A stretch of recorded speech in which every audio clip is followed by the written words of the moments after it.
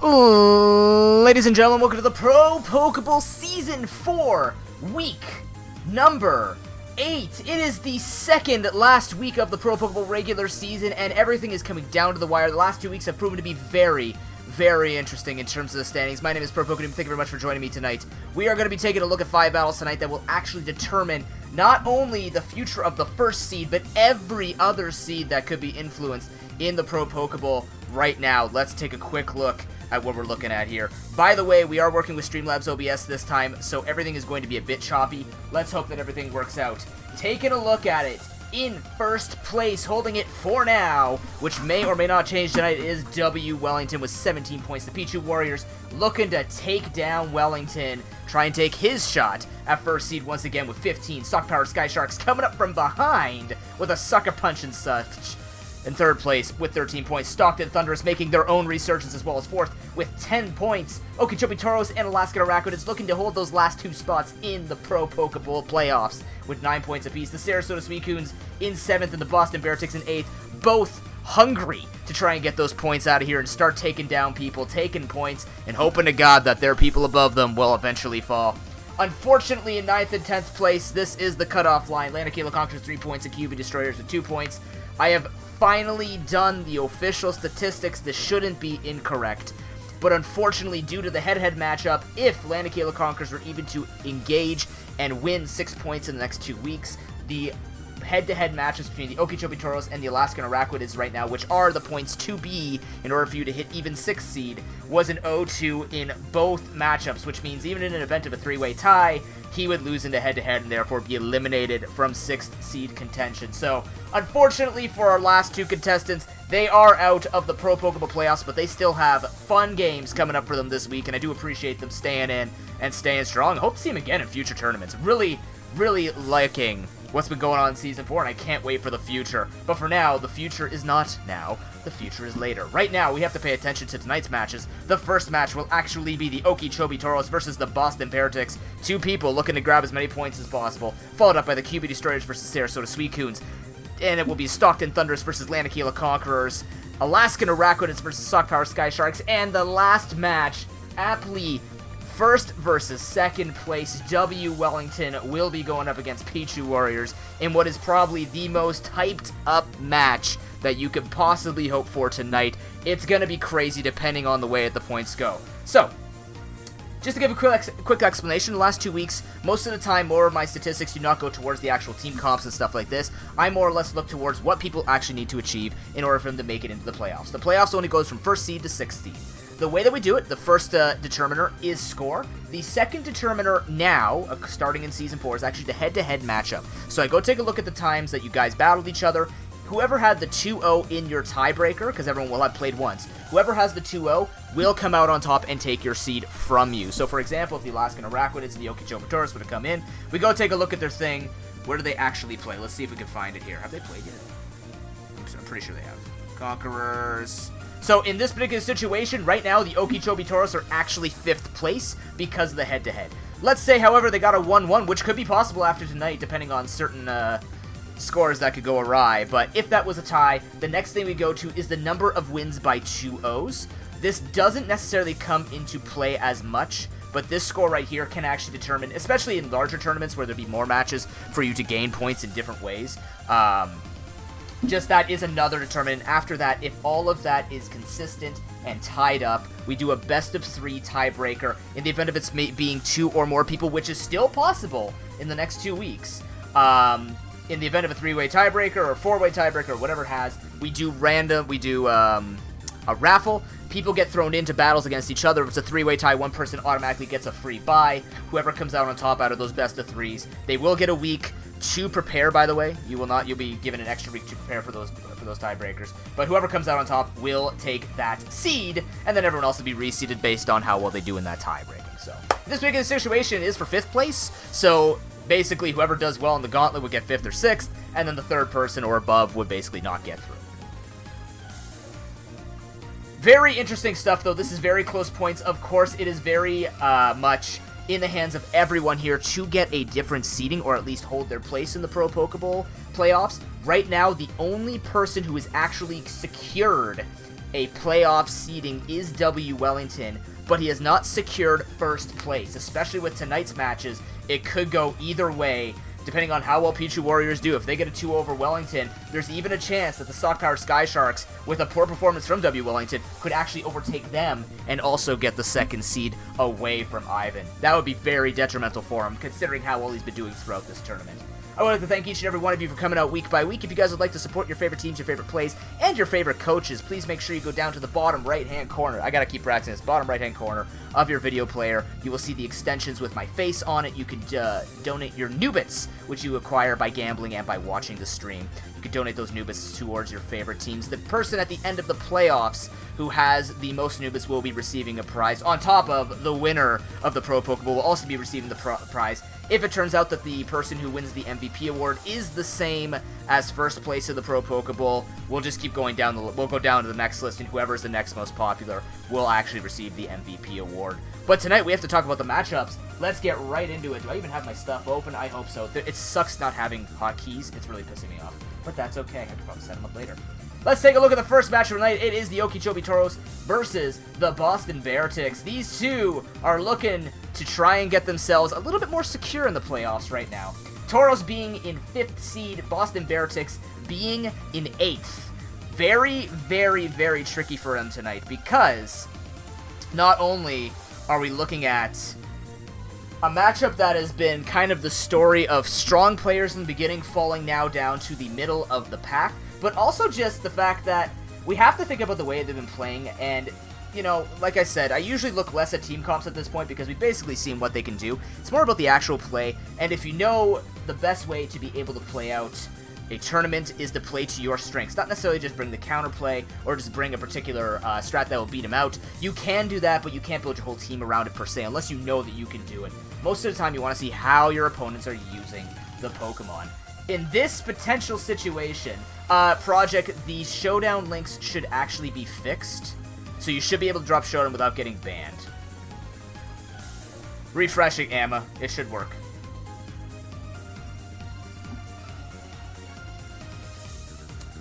But basically, the way that we've been seeing Project, he has a Trick Room comp. He's been using it on and off. It has worked out a couple of times with him trying to do it. But really, we're just seeing kind of an inconsistency with him bringing the proper Pokemon right away. Or potentially bringing the wrong movesets. Which is, you know, team building has seemed to be the dominant thing that's been going on in this particular season. Usually we either look at the battles or we look at the draft. And in this case, I think it's more the actual, or I guess there's 3 things. Team, draft, team building, and play. And I think the big determinant in this one has actually been the team play. Everybody has a fantastic draft, but it's really come down to what people have been doing with their team building.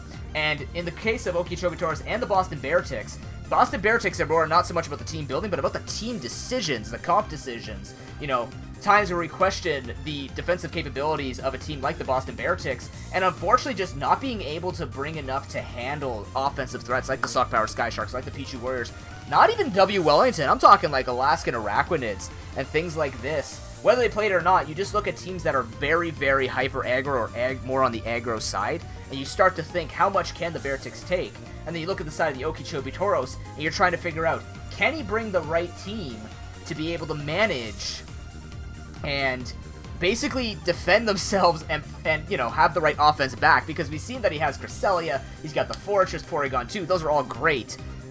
But then nothing else happens because the defensive Pokemon try and set up, they don't get enough setup against the opponents, and they're just not doing enough damage. But we've seen the Staraptor, especially last week or 2 weeks ago against the Pichu Warriors, with that surprise Titanium Z getting through and destroying the Sharpedo in game number 1. That type of stuff, every point that you can grab is more important than every point that you're losing. So getting little wins here and there is important. For these two players, though, they are most certainly looking for a 2-0. So let's see if they can actually score that for themselves, because I think it's a really, really, really big deal for them both to try and get up there as far as they can. Because any misstep in point, anyone else catching up in points, can basically result in their playoff dreams.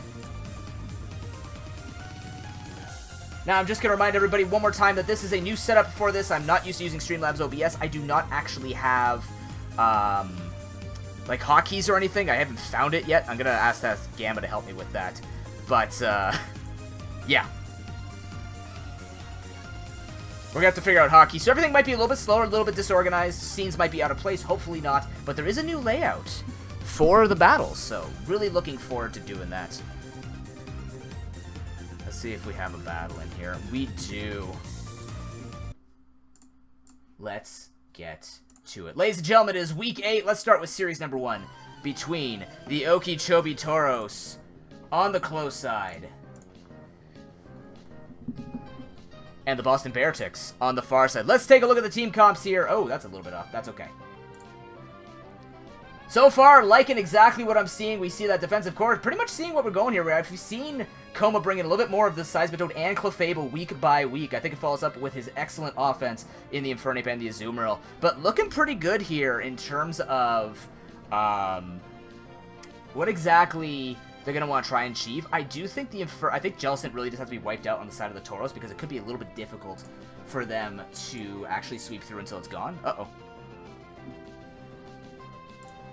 Well, it gives me time to fix this at least. Come on. Oh, come on. Unlock. Either way, it is going to be the Vikavolt versus the Roserade. Your screen may be moving. You are not high. It is me. We are going to see an Acrobatics come out from the Vikavolt. Very interesting. Not useful, but it is going to do something here against the Roserade. It actually does next to nothing against it. So Toxic Spikes are going to be set up for free. Bugbuzz's doing a hell of a lot more chunk. Curious as to why Acrobatics is on the moveset. Don't think it's actually going to be helpful, but who knows? If you win by Acrobatics, there is egg on my face. Nonetheless, the Fortress is going to come in. That's a lot of damage. It's coming out from a Pokemon that isn't even, you know, built to have no item, so pretty good for the side of Bearticks, just being able to do this giant chunking. But I definitely see that the Tauros have a pretty good strategy here. Noticing that there is no Rapid Spinner or Defogger on the side of the Boston Bearticks. He's going to basically set up as many hazards as possible and just try and go from there. So Vikavolt is going to take out the Fortress, but nonetheless, there is a layer of spikes and 2 layers of Toxic Spikes, so this will be hurting the likes of Seismitoad. We don't know, depending on what type of Pokemon we're going to be seeing coming out of that Infernape. But nonetheless, Supersonic Sky Strike actually does not kill it off, and it is going to be taken down with one simple Thunderbolt. That's without Assault Vest. That is without an item, because there's an Acrobatics. Unless Acrobatics is on there in case he loses an item, but nonetheless, Coma's going to be able to take out the Staraptor, and Staraptor was a big deal for Project last week. So let's see what we can do without it this week. Aggron is going to be the switch in here. Circuitry just getting that free switch out. Nonetheless, now we have to see what's going to be going on here with the residual damage coming up between the Toxic as well as a layer of spikes. No Focus Sash, if it is being run on Infernape, is going to be effective. Clefable is probably the safest here because the Toxic is not going to hurt it. If it is Magic Guard, it could be unaware, but most likely going to be Magic Guard. Scald is going to be fired out against the Roserade. The Roserade feeling pretty calm here right now. Not going to be taking too much unless there's Ice Beam, but Roserade will outspeed and be able to threaten with a Giga Drain. So his best bet on the side of Jakio, aka the Boston Bearticks, is going to be going into the Sceptile, and he beat me to it as he is going to switch in. The Energy Ball actually coming out. A little bit extra damage, maybe a damage calc that is known by the Tauros instead of myself. But now the Mega Sceptile has taken a lot of damage. Yes, it can Quad Resist, but it woes for the Grass Knot, predicting the Jellicent maybe? I don't know, but Sludge Bomb's going to take it out. That's a lot safer for the Tauros. That was an easy kill with Dragon Pulse, but it's not going to happen, as Sludge Bomb was the move to go for. Now Infernape does get a free switch in, but I don't think it wants to come in knowing that its other offensive brethren is going to be taken out. Azumarill is still not completely safe. We do notice that there is a Life Orb on the Infernape, but until that Jellicent's damaged, Azumarill doesn't really want to take the risk if there's Will-O-Wisp, and we've seen Will-O-Wisp and Scald run on the Tauros before. The Clefable is going to come in now. It does confirm that it has Magic Guard because it takes no damage from the spikes. And now the Aggron is going to come in, so Heavy Slam's going to do a fair amount of damage here to pretty much anything on the side of the Bearticks. Even Earthquake is not too bad here, but I think Heavy Slam's just the best. It hits hits neutral on the Azumarill, it hits super effective on the Clefable. You know, Infernape's not the heaviest monkey, so it's going to take a fair chunk, and then you also have the Seismitoad, which is the only other option here. But it's going to be taking the damage. He is going to end up just going for Rock, so really going heavy here on the hazards, but there's a lot of damage done to his team already, so there's not going to be much going on in terms of, you know, you would have liked this a little bit earlier, but with that Jellicent not being threatened and not being forced out, because the Mega Sceptile is not going to get any value here. Actually, what would be on, we'd have to check on the Boston Bearticks team to see what would be something that Jellicent would have to come in and tank, but it doesn't matter now because it is going to go for the Giga Drain. We don't see that very often. On the Sludge Bomb as well, this thing has moves. It's not going to take that much from the Moonblast, but the special attack drop will actually keep the Clefable Live to go for the Moonlight, or just, sorry, Moonlight or Wish, depending on what I want to go for. But it was actually a Assault Vest Jellicent. Did not actually know that. Looked like it would have taken normal damage from a Moonblast, in my opinion, but it was the Assault Vest protecting it, so now it has taken enough damage where that Azumarill, because of that special attack drop from Moonblast, Azumarill feels safe to come in and start going for Choice Band hits, maybe a, what's it called? Maybe a Belly Drum, but because it is Assault Vest, I don't expect Will-O-Wisp to be on there, so no easy way to burn the Azumarill. As Flare Blitz, woo, with a crit will take it down. We know that Life Orb's going to be doing a lot there, but the crit is going to put the nail in the coffin for the Jellicent. But, again, it would have had a bit of Scald on Azumarill, and that gets risky because Azumarill could definitely two-shot with Play Rough, or with Knockoff even. Just enough damage Knockoff plus any other move. But Xurkitree can come in now. It is Scarf that is going to outspeed this Infernape, and it's going to be the Azumarill coming in. Was that Discharge he used? It is Discharge. Interesting. We're not going to see it. We're not going to see Thunderbolt. We're just going to see Discharge. But ladies and gentlemen, in a much faster fashion than I could keep up with. That is going to be game number 1.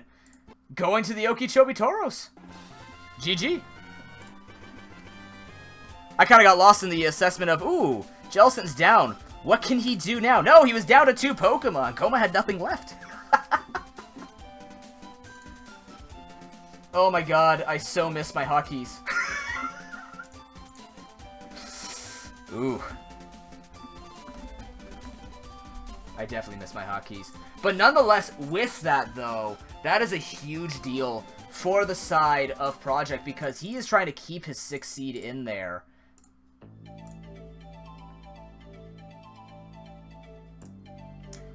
But with that, that means that Project is going to be trying to push some Doodle here tonight because Doodle has to go up against Ox, and Ox definitely has a really good team against him.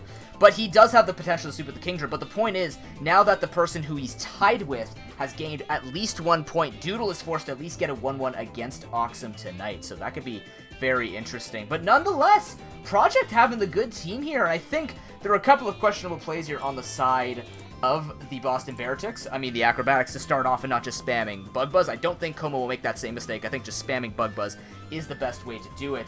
But we did see that the Jellicent is not being forced out, which means that that Pokemon that can kind of come in to threaten the Azumarill and the Infernape is pretty safe right now. However, it was an Assault Vest. It could still be carrying Will-O-Wisp on its moveset. Not ideal, but it could still do it. It's just, with Assault Vest, I'm pretty sure Como will feel a lot more safe also going a little bit more aggressive with those Pokemon, knowing that Project's going to have to rely on Scald and not Will-O-Wisp. Unless he's going for, like, the crazy moves where I used to do, where it'd be like Choice Band Sleep Talk. Or something like that, or what did I put? It was Choice Scarf Spore Breloom. That's what I used to run, in case people would knock it off, but I'd also just go for the super fast Spores. But because of Assault Vest, he actually cannot... Oh, wait, never mind. You know what? He can run Will-O-Wisp, he just can't use it. So he can still do it with Assault Vest. It'd just be kind of weird. Is there a Pokemon that can force it out? Maybe something like Rampardos, but it won't do well against the rest of the team, would it? That's a tough one. Jellicent's actually looking pretty good here, so good call from the Tauros being able to read that. But nice coverage as well, having both the Sludge Bomb and the...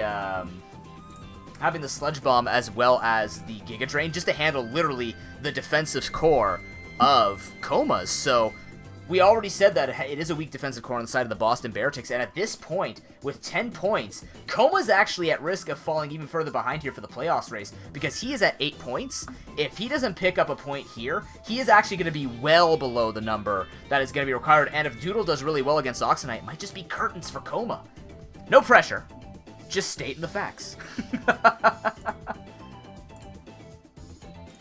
But let's see, they're already into game number 2.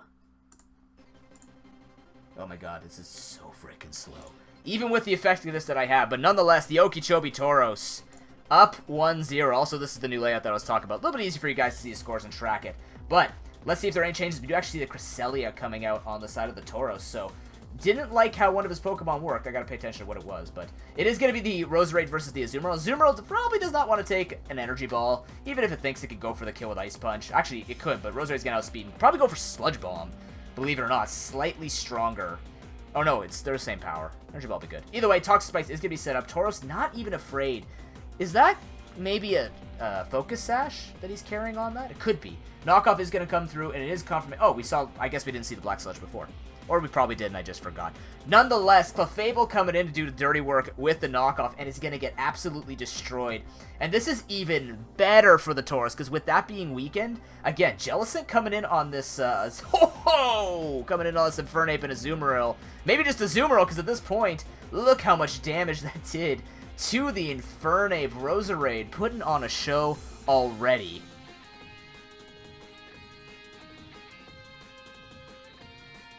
This is a really, really painful thing for Project. Oh, by the way, guys, Showdowns, you can just drop the links instantly. You will not get banned anymore. Whitelisted Showdown. Perfect. I'm glad that's working. How you doing, Lukeman? But yeah, with wow. If a layer of Spikes or Stealth Rock are set up here on the Infernape, that's dead. And we see Clefable's already damaged. And on top of that, this Seismitoad is going to try and come in. But it's going to get outsped and hit with an Energy Ball. Coma has nothing for the Roserade. Literally has to be Mega Sceptile coming in right now, or the Vikavolt, which is the other option. But even then, yeah, it's going to be tanking up the Energy Ball, so decent bait. But it's still going to get sped and hit with the Sludge Bomb, and it's just so much damage has been spread throughout the team. Now if the Tauros actually get to set up the spikes... Did he have the Spiker anymore? No, he got rid of his... Oh, it was Fortress traded out for Cresselia. So... Tauros, Project is feeling pretty careful, or pretty safe with just setting up rocks and finishing it from here. And he's done so much damage already, it doesn't matter. The amount of damage that's been done, Stealth Rock is more than enough. So now we do see the Volt Switch come out. Nice play by the Beartix, trying to put some pressure down. Will be carrying Earth Power Earthquake to threaten the circuitry out. Project doesn't want to play around with this. He's going to make the switch into the Cresselia, which is pretty good here. Ice Punch being a nice prediction. Ooh, and gets the freeze. Little pissed with how much damage has been done to his team, so he's just going to freeze the big Moonduck. I'm sure everybody in chat is happy about that. But... maybe predicting the Staraptor to come in, but nonetheless, he can't just keep spamming Ice Punch. He's not going to get very far, and at this point, the Seismitoad is taking so much damage from Toxic, it's just not going to be good enough for him. So, Tauros are actually in an okay spot here just to try and thaw and force the play onto the Beartix, because that Staraptor is not coming in, and since he had Cresselia, Cresselia most likely could just stand here with the poison, just spam Moonblast, and recover off with Moonlight and stuff like this, and just go from there. So it is on to the onus of Coma to make the play, but so much damage has been done. He's going to have to basically make the play before Stealth Rock comes out, and I don't think he has a play. It's just, I'm looking at, like, Mega Sceptile has to take on Aggron. It's just not going to go well enough, and maybe he's just looking for that free switch. Try and get the free switch in here on this. Could go for the knockoff with the Azumarill. No, the Azumarill is going to be brought in right now, never mind. We are going to see that Seismitoad preserved, which could just set up for, like... well, actually, Sideshow is not too bad because it does stop. That is a Choice Scarf. What's it called? It's a Choice Scarf Circuitry, so Sideshow can be used to block that electric attack and go for the Earth Power in case it came down to that. But the Belly Drum is unleashed. Aqua Jet's not going to be enough. Hoping for a whoa, it doesn't unthaw. Doesn't thaw out. So, +6 Azumarill set up here, but the question is, what does he send into sack? It is going to be the Staraptor. Probably going to see the Quick Attack come out, honestly, and just outplay it. And it does come out. Azumarill being weakened enough to the point where Staraptor could just clean that up. It's only as strong as Priority is, and we have another Priority user that's just stronger and faster. So that's going to be taken down, but the knockoff isn't going to be needed here. Knockoff was the thing that I would think of, but doesn't need to because, again, so much damage is being done here. There's nothing left for Coma to take hits with. Everything is so low. This might just be a finisher because Sceptile is the only thing that has been hurt, but it's a Staraptor standing out here. It can go faster, sure, but Brave Bird is just going to clean it up. Jeff Hardy suplexing his way through the side of the Beartix and is looking to set himself up a 2-0 in the second last week, where basically this could be the end of Coma's career trying to make it into the playoffs for Season 4. It's looking dire. It's looking over. Project has done it, and what he says was a 30-minute setup for his team actually ends up netting him the win. GG. Your move, Araquanids, because the Tauros are walking home with a 2-0.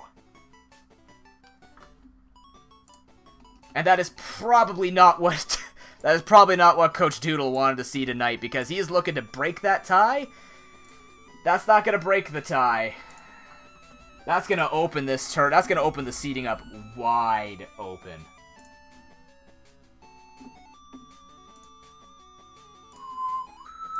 Like I said, because you don't have hotkeys, this goes really slow.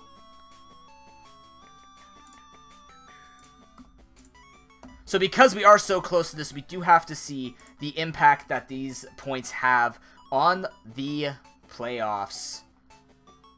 With that win, Okeechobee Toros go with 12 points into the last week of the Pro Pokeball. He's happy about that, because that's really a lot of pressure on the Stockton Thunders and Alaskan Arachnids to perform. And now, with the Bearticks, actually, I apologize. I thought it was the Bearticks in 7th. He's actually in 8th. So Coma has to hope, actually, the Alaskan Arachnids do not even get a point, so that he can maybe get a 2-0 next week and make it in. That could be the end right there with the performance tonight, but nonetheless, that's what we get to see, and that's what happens. So, Project just having the Pokemon that are much, much harder to counter, really.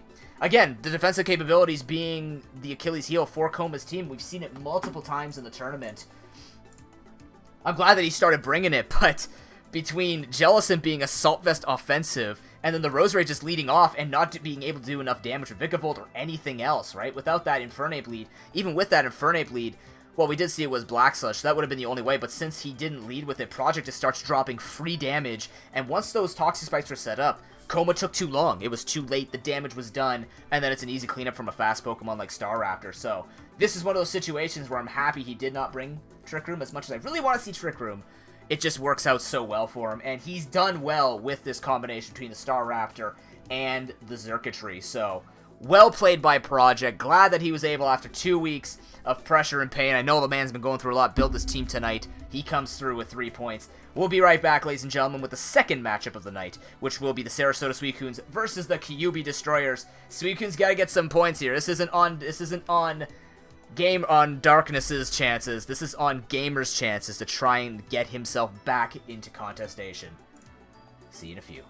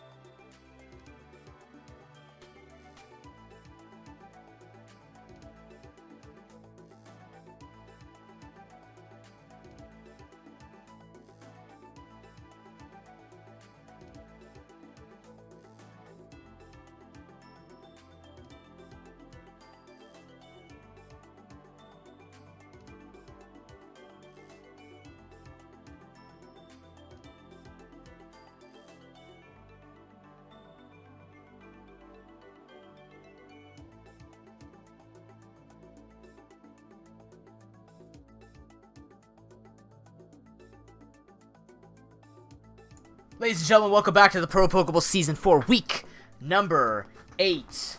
Will like to say, by the way, ladies and gentlemen, not that I am ignoring your bits. It just so happens that apparently non-normal bits do not show up. So, Fedora, thank you much for the 30 bits. Ackerlance for the 3. Doodle for the 2. Darkness for the 12. Appreciate all your support you guys have for the tournament.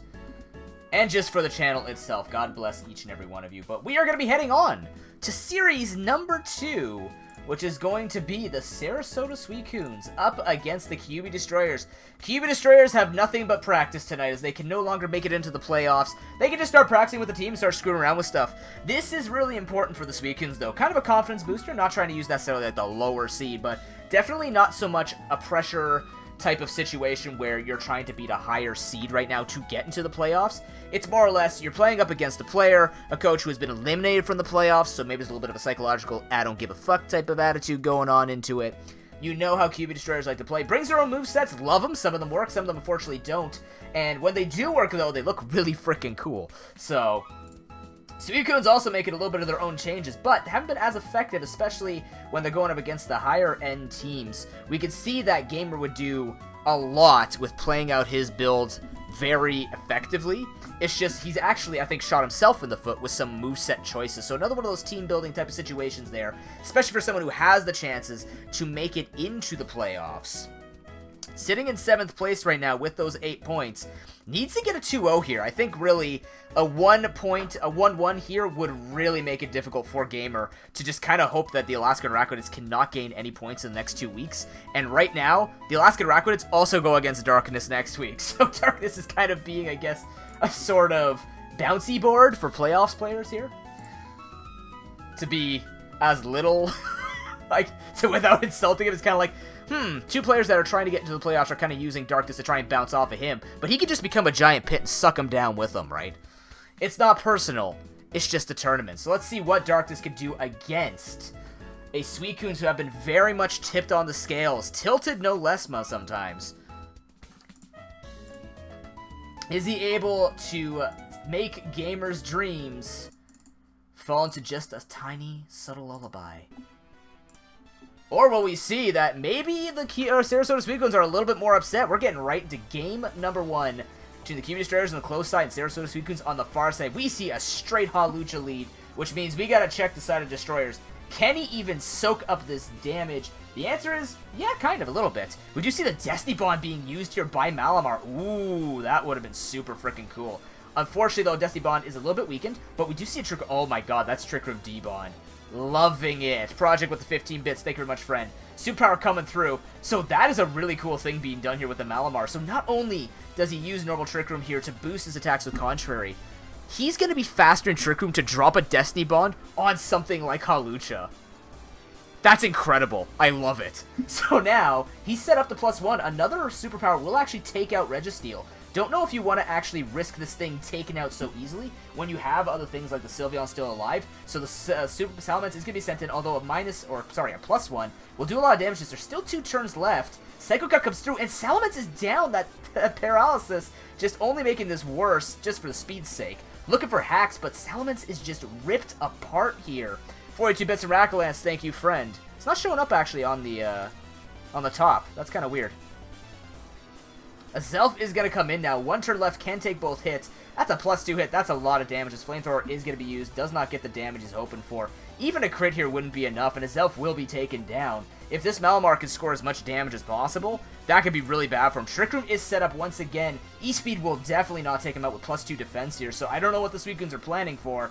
Checking the damage, it's not enough. Superpower can be the doom here. As he goes into +3, he'll take even less damage from E-Speed. That might have even been banded at this point. We don't know. It doesn't look like banded damage. But he is just going to take out the Psycho Cut. Although a superpower would have been good there to get the +4. He's got 2 turns left, and he's set up to +3. Oh, Suicune's going to take a chunk from it, but gets paralyzed, so doesn't get the Malamar Dream, but lives with 1 HP anyway, so it doesn't matter. He gets one more chance to try and tunk this thing out. Double para. Suicunes are tired of this, says, get hacks, nerd, and takes it down. But that's 2 for the price of 1. Actually, almost 3 could be argued, because that Registeel has been knocked out significantly. Shuckle is going to make his appearance now. That's a big hit, especially with Salamence being down. You're basically relying on that Hawlucha to sweep. It is possible, though, once that I mean, honestly, he's in a pretty good spot right now to try and sweep the Sylveon, especially if he gets the Sky Attack down onto the Sylveon, but we are going to see the, what was that, Gyro Ball? Gyro Ball's not going to be doing anything here. We're kind of hoping for the Toxic, he's got carried. He's got the Sneak Wave, though, which is actually not going to affect anything on the side of the Suicunes, and he's just getting free setup right now. I think Shuckle should be more concerned with the fact that this thing's going to +6, and he's got nothing to hit with. Instead, he brings out the Power Trick. He's just going to be taken down from there, but doesn't matter. Forces him to stop setting up. He's like, I don't want to take that much Gyro Ball damage. Unless he was carrying another move with it. Stealth Roll. Nope, you can't. It's just Gyro Ball, but doesn't get to show that off. Rhyperior, it's a +4 hit. It's not going to be able to take the Scald. But what can on his side? And honestly,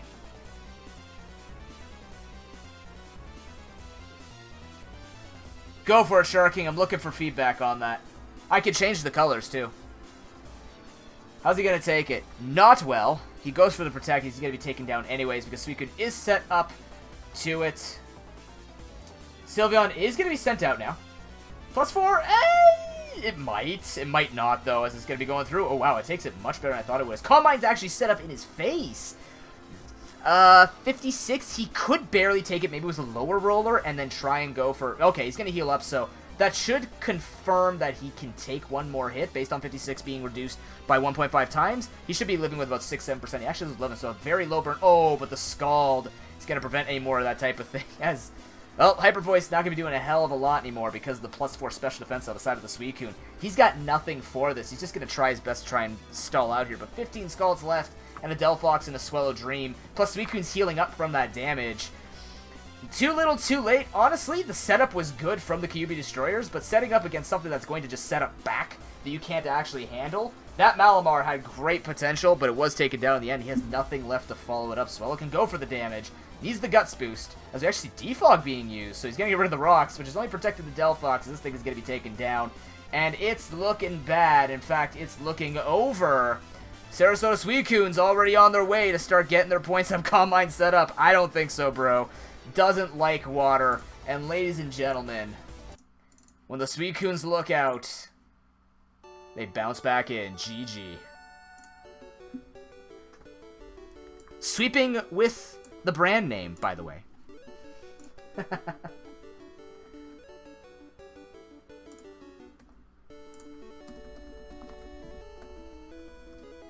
But you know what? That moveset on the Malamar, that's freaking cool.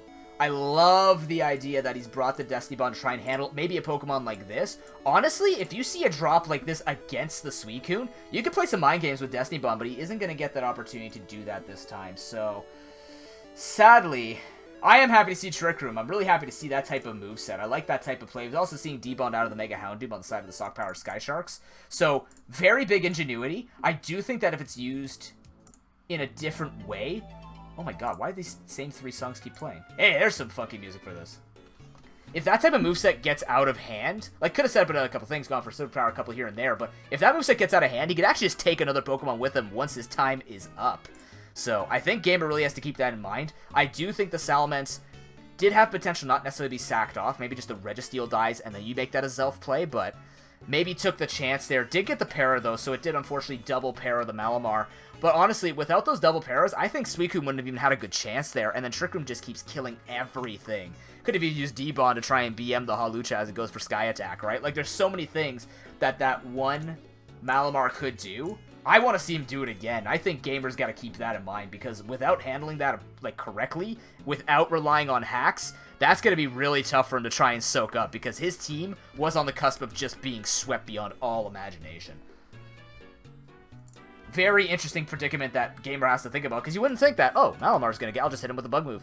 Well, if he takes you out and puts a Trick Room up, starts setting up with superpowers, could be a little difficult for him, but nonetheless walks away with the points.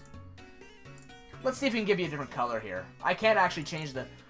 Hey, chat, what would be a better color scheme for the two teams? I can actually change both the word text and the background text.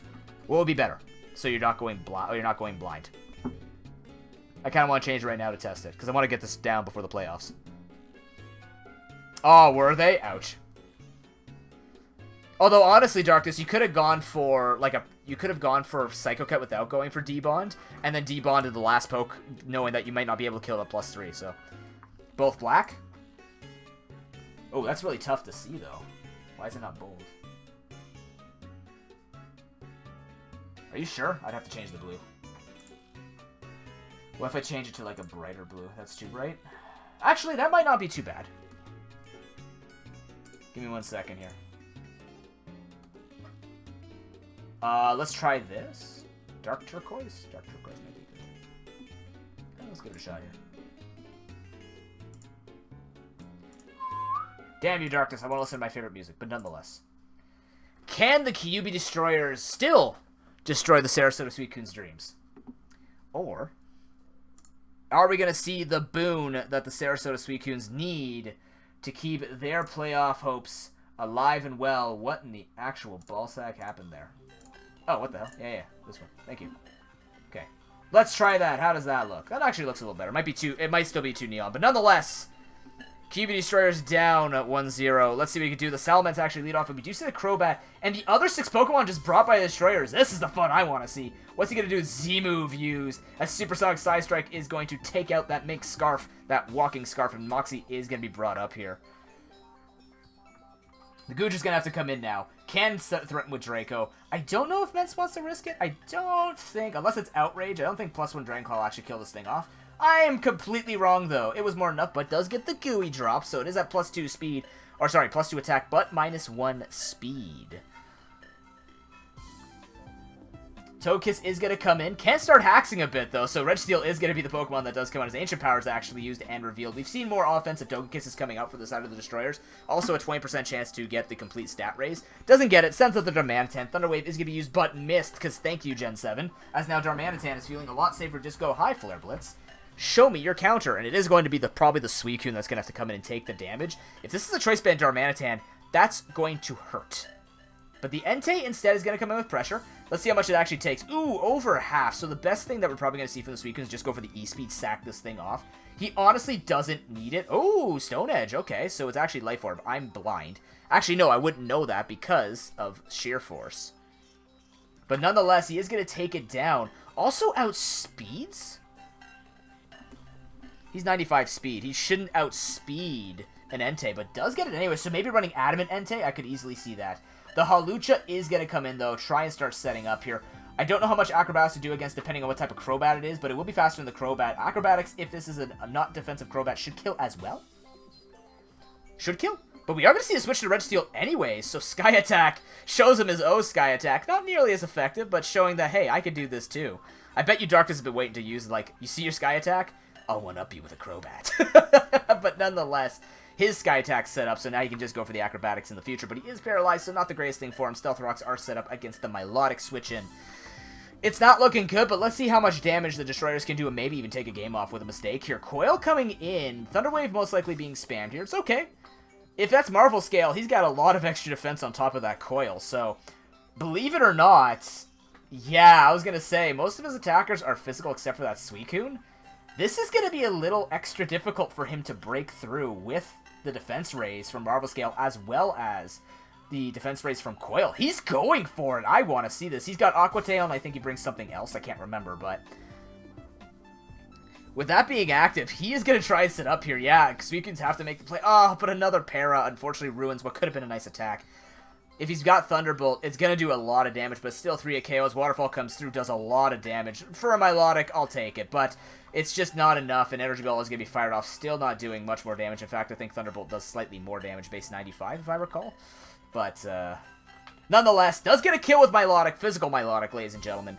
The Destroyers have shamed the Suicunes, as now Hawlucha will come in, go for the Acrobatics with the High Jump Kick. I don't know, I think High Jump Kicks actually need to kill this. It doesn't die? Oh, buddy. +2 defense plus Marvel Scale? Uh-oh. Hawlucha is looking for the in, and it's not getting it. Destroyers can just recover here. Oh my god. He takes out the Hawlucha. Wow. Oh boy. I bet you that paralysis is the single regret that the Suicunes have in this match, because that made this really tough to kill. It's not over. Salamence and Suicune still exist. They can probably break through between the two, but we are going to see a Dragon Dance setup as the recover does come through. Even with these Dragon Dance setups, you still can't break easily through Marble Scale plus +2 defense. And if he keeps going for Quiver, or if he keeps going for Coil, this is going to do less and less. He actually ends up having Scald and Waterfall? Is that his moveset? It is. Okay, interesting. He's actually going to try and go for the burns here. And we did see it was a Flyinium Z, so he's going to go for the Waterfall. He's not going to get the flinch. Probably his best bet right now, because he is being set up on, is trying to get that Scald burn, which will make it really difficult for the Suicunes to do damage. And unfortunately, he gets Parahacks. The crit could end it. That would be really unfortunate, because I'm loving this Milotic just literally walling the shit out of stuff as he now goes for the recover. Probably we'll see one more recover and then some Scald spam to try and get the burn on the Salamence. As Salamence is going to try and keep setting up here. It's got to basically get in a range where it can two-shot. Burn does not come through. Destroyer's looking for a little bit of hacks on their own side. Ooh, it's still not a one-shot as the recover does come through, so definitely a two-shot in this range. But got to be careful. Once he gets burned, this Milotic is feeling super safe again. Let's see. If not even a two-shot, but ends up going for Waterfall. Gets a higher roll there, actually. If he goes for another recover, he could probably go for... He'd probably go for 2 more recovers and then follow it up with just trying finishing it off with... How much damage was Scald doing? 16? He probably has to go for 2 recovers. Oh, buddy. He goes for... Oh, I don't know if Fly was the call there. This is going to be super easy for him to tank it. It is over half, but with... Oh, my God. This is, I think, a situation where you send in Suicune. Suicune would have been much easier to set up on the special side. It would be able to hit this and start and continuously set up. Plus, it is resistant. If it is Crocoon, where it's going to be able to stay safe and just rest off the damage, it's a much better Pokemon to set up right now and would take on the likes of Crobat and Togekiss. But we're in here now with Salamence trying to do it. Goes for the Iron Tail. Actually reveals that. But, oh my God, so much Paras! Darkness can't get a break, as that's now going to be gone. Just kidding. Marble Scale, are you actually kidding me? Unbelievable. He is going to make the switch, though. That sounds like a bit of a rage switch, in my opinion. But the Iron Tail does come through. Safe play from the Sarasota Suicunes to get that kill. That's a tilter, man. That's too much paralysis for a man who should be punished for letting that Milotic set up in his face. The Suicune was the play. He should not be getting away with this, but in the end, he is going to score it. And that is going to be a 2-0 going to the Sarasota Suicunes. His playoff hopes are still alive.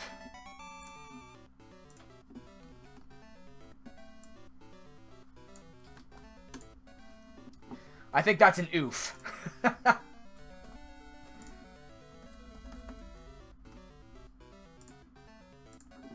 And I mean, as much as I want to say, wow, that could have actually swept through and destroyed him, it wouldn't have, but it should have been a much easier game for Gamer, because all he had to do was, in my opinion, instead of using the Salamence, knowing that he's got Marble Scale, just end up pulling out the Suicune, but gets it in the end. It is Pokemon. Hacks is a completely legit strat for everyone to use, because thank you, Pokemon. Darkness, I'm glad to finally see that you had a little bit of success with it, so that's what I'm happy about. Why is that blocked off ever so slightly? That's what I thought, game.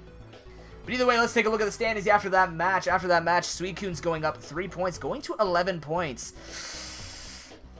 Beartix staring at those 2 matches with the Stockton Thundurus and the Alaskan Araquanids, one of them being next. If the Alaskan Araquanids do actually 2-0 the Stock Power Sky Sharks tonight, and Stockton Thundurus at least go 1-1, the Bear would be pushed too high for the Boston Beartix to even fight for playoff seeding. But nonetheless, let's actually see what's going to happen rather than just building it up. Let's get on to our third match of the night. After this break, it will be the Stockton Thundurus versus the Lanakila Conquerors. This is for all the marbles now from here on in. See you after the break.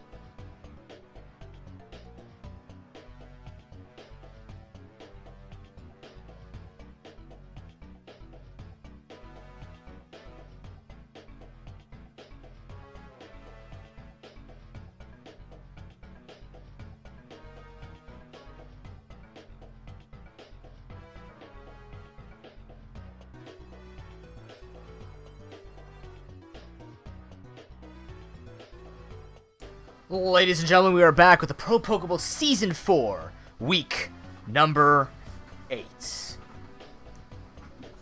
You can't Shark King? Really? People have been putting in. I've seen a couple of redemptions here, so it should be active right now.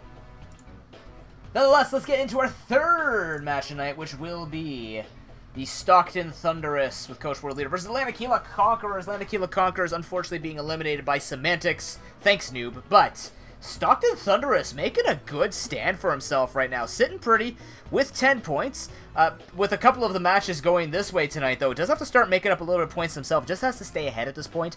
Doesn't want to fall too far behind. He is actually on the cusp.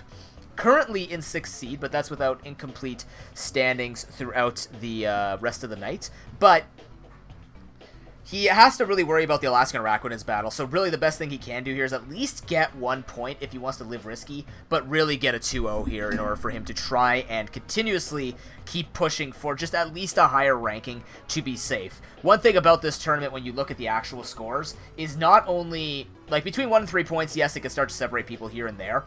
Just because 4th and 5th seed battle each other, you don't want to risk it with trying to be like, ooh, I want to get this particular point, because first of all, sandbagging is illegal and will get you banned from my channel. Second of all, though, depending on the placement, you really just want to get as many points as possible in this type of tournament. Otherwise, it just gets really dicey when you have players like Sarasota Suikuns and the Okeechobee Taurus just suddenly jumping in points. And since the points are so similar this time, every battle counts, right? And it's always counted for the beginning of the tournament, but now definitely it's crunch time. And for World Leader, I think he can actually do well here. In terms of his play, I think he's found his comfortable team comp. Hasn't made any changes whatsoever to his team, but I think he's definitely found, you can see it right there, the Tentacruel, Decidueye, Lucario, and Flygon. Even though they don't have the highest win percentage, 50% or below, he still found that core that's just doing a lot of work for him. On the side of the Lanakila Conquerors, though, we've seen some really great things out of him this season. I think one thing that's definitely come down to was also the team building. In terms of the right movesets, but at the wrong time, right? He's got some really cool movesets going for himself as well. Just unfortunately, he's not finding the opportunities to get the wins with them. So as a result, it actually tends to tank his performance a little bit, which is unfortunate because he's been doing really, really well. But honestly, it does just feel like with his, like if it was a different matchup for him, those movesets would work. But people have found ways to kind of learn from what he's trying to do. And, you know, sometimes he's missing coverage, maybe not necessarily looking at the team he's actually using the moveset against, which does cost you in the long run because if people just see, oh, god, it's Choice Band Snorlax, but it doesn't have this coverage, I'm okay. So that's what people seem to be doing lately, and I mean, it's a very effective strat. See what's not being used and just go from there. Just as a reminder to the coaches, make sure you're using your team names, please, so that makes it a little bit easier for me to find you. But nonetheless, let's get into this match. It is all for World Leader. Icy looking to be a shit disturber. Question is, can he do it? Let's get into it. It is going to be Stockton Thunderous on the far side. Lanakila Conquerors on the close side. Did I not oh, no, it didn't save the changes. There we go. We got there. Oh, switch them again. Here we go. Boop. Dab Master Doodle has entered the battle. How does that... Oh, that looks much better, I think. I think those are much better colors. Thank you very much, by the way, for all the feedback on the Scorekeeper. I think the Scorekeeper is going to be very useful in the future for many events. So I do want to get the colorations down perfectly. Just make sure you keep helping me improve it constantly. We'll just go from there. How you doing, Dagger? Good to see you, man. All right, let's take a look at these teams. That is the World Leader special there, bringing out that pretty much core of the Lucario, the Mandibuzz, with the Decidueye. No Tentacruel to be seen yet, but let's see what's going to be happening in game number 1 here. It is going to be Bronzong versus the Mien Shao lead. No names, straight business, especially for World Leader, looking to get his points here. Much better? Perfect, I'm glad. Knockoff is getting made. That's a lot of damage done to the Bronzong, as we do see Life Orb revealed as Stealth Rock exchanged for a lot of his health. Well, the tankiness, the lack of tankiness now with the Bronzong, we've definitely seen there are situations when you do see World Leader fall under the pressure when he loses his defensive capabilities. Very, very nearly sent noob a battle request instead of hopping into battle. Hey, T4, how's it going? Just as a quick reminder, everybody, if you do want to link the battles in chat, Showdown has been whitelisted, so you can place all of your matches without being banned. Look at that. Can I make the text bigger? I might be able to. I'll check that after this match. But nonetheless, World Leader is straight up his defensive capabilities. Kind of like Boston Beartix when you see Koma lose his defensive core. Doesn't really do much, except I would argue that the defensive core on the side of Stockton Thunders do much more than the Beartix. But that's not about the Beartix. This is about now. Takes a fair amount of damage, actually, from that knockoff for a Mega Cameraptite being attached to this little Volcano Camel. I don't know if I can say little, but... Let's see. High jump kick will kill from here, so Icy feeling very, very safe to just continuously put pressure down. And because he's only going to lose maybe one more attack going for high jump kick, he could kill it off. Oh, he actually ends up going for U-turn, so he's going to get the full regen off, or very close to full... No, it's 33%. No, very close to full regen. He's actually going to switching into Snorlax. The Flash Cannon does come through. Not a lot of damage. Maybe a Nihilego prediction on the side of World Leader. Not a bad play.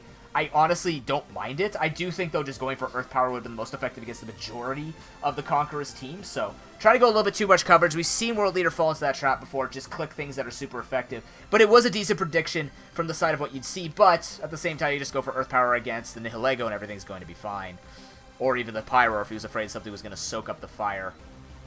And if this thing's thick fat, for God's sake, even Earth Power will do more damage. So, unfortunately, just the wrong choice from the side of the Thunderous. But... it's not over. We do see the Body Slam come through. Ooh, that's a lot of damage. That might actually be... I didn't even mean to say Choice Band. That might actually be Choice Band based on that. I don't think a stock Snorlax's Body Slam should kill a Mega Camerupt at that range of HP. I'd expect more of like a 35%, honestly. But hey, you know what? I've been wrong on damage calculations a lot. Nonetheless, the Mega Camerupt's going to be down. The Bronzong is pretty low. It might be able to take on the Snorlax. Maybe switching in Bronzong here to check if it's choiced. Because if it gets taken down, or if it doesn't even take it down, and maybe we see Icy make a switch, maybe it is choice. We can confirm that.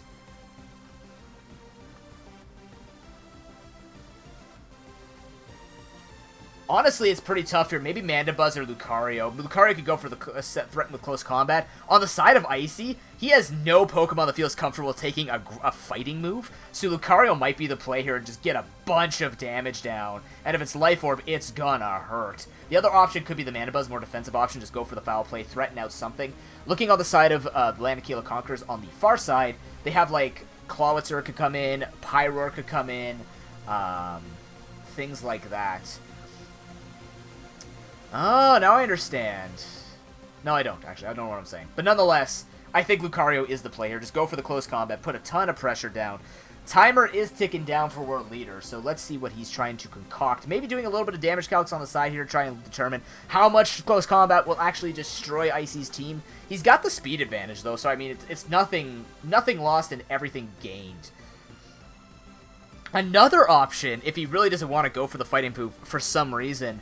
you do have the Decidueye to check, but you also don't want to risk if this thing whips out the Crunch, because then, if that was normal damage from a Snorlax, Crunch is going to destroy, or very, like, nearly miss the kill on the Decidueye. It is going to be the Bronzong check, so he's going to come in, see if we see something like a Fire Punch or a Crunch come out from the side of Icy. If we do see the Body Slam again, maybe Icy just knows the damage he can do. We do see the Protect come through. The Body Slam does happen again. Could still confirm that this is Choice Band, but if he does die, we could probably assume this is Choice Banded, considering that Crunch would just be a decent play here anyways.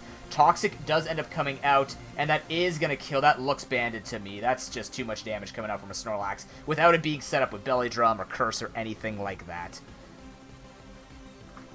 Toxic is going to be nice here, though, so if we do see a switch from the Conquerors, next time this thing is going to be taking residual damage as it tries to go for a Choice Band hit. But I really do think that if you are going to check that type of thing, you should have just gone Lucario anyways, in my opinion, because, again, fighting is not resisted on the side of Icy. Sending in Mienshao is going to die, or it's going to take a lot of damage. Clawitcer's not going to appreciate it. Nihilego's not going to appreciate it. Pyroar hates it. Mamoswine hates it. Frickin' Snorlax hates it. It's just so much damage he has to actually handle. I don't think it's going to be easy for him to tank this up. So now it becomes Conquerors, pick your poison. Who's taking the hit? Probably Snorlax at this point, actually. It's not going to be doing much more. You could be locked into Crunch maybe in the future, but if you got Mandibuzz and Lucario facing you down, you have the rest of your team completely untouched. Snorlax seems to be the best sack here. see how much damage it is, check the moveset, check to see if it's Life Orb. It is going to be Life Orb. That's what we've seen on World Leaders movesets most often. Makes the most sense for him here. Probably just try and set up with Swords Dance and then go for that close combat. But we do see it taken down. Does put a lot of pressure, though, down to Icy. He does have to go into something like Mienshao or maybe even Pyro. Maybe Pyro does outspeed, so probably going to see one of those two Pokemon come out. You don't want to risk anything else taking a bunch of damage. At the same time, Lucario can just come back in later. We're probably going to see Hippowdon come in against this Pyro. Ooh, is that shiny? No, it looks shiny. It looks shiny on my screen.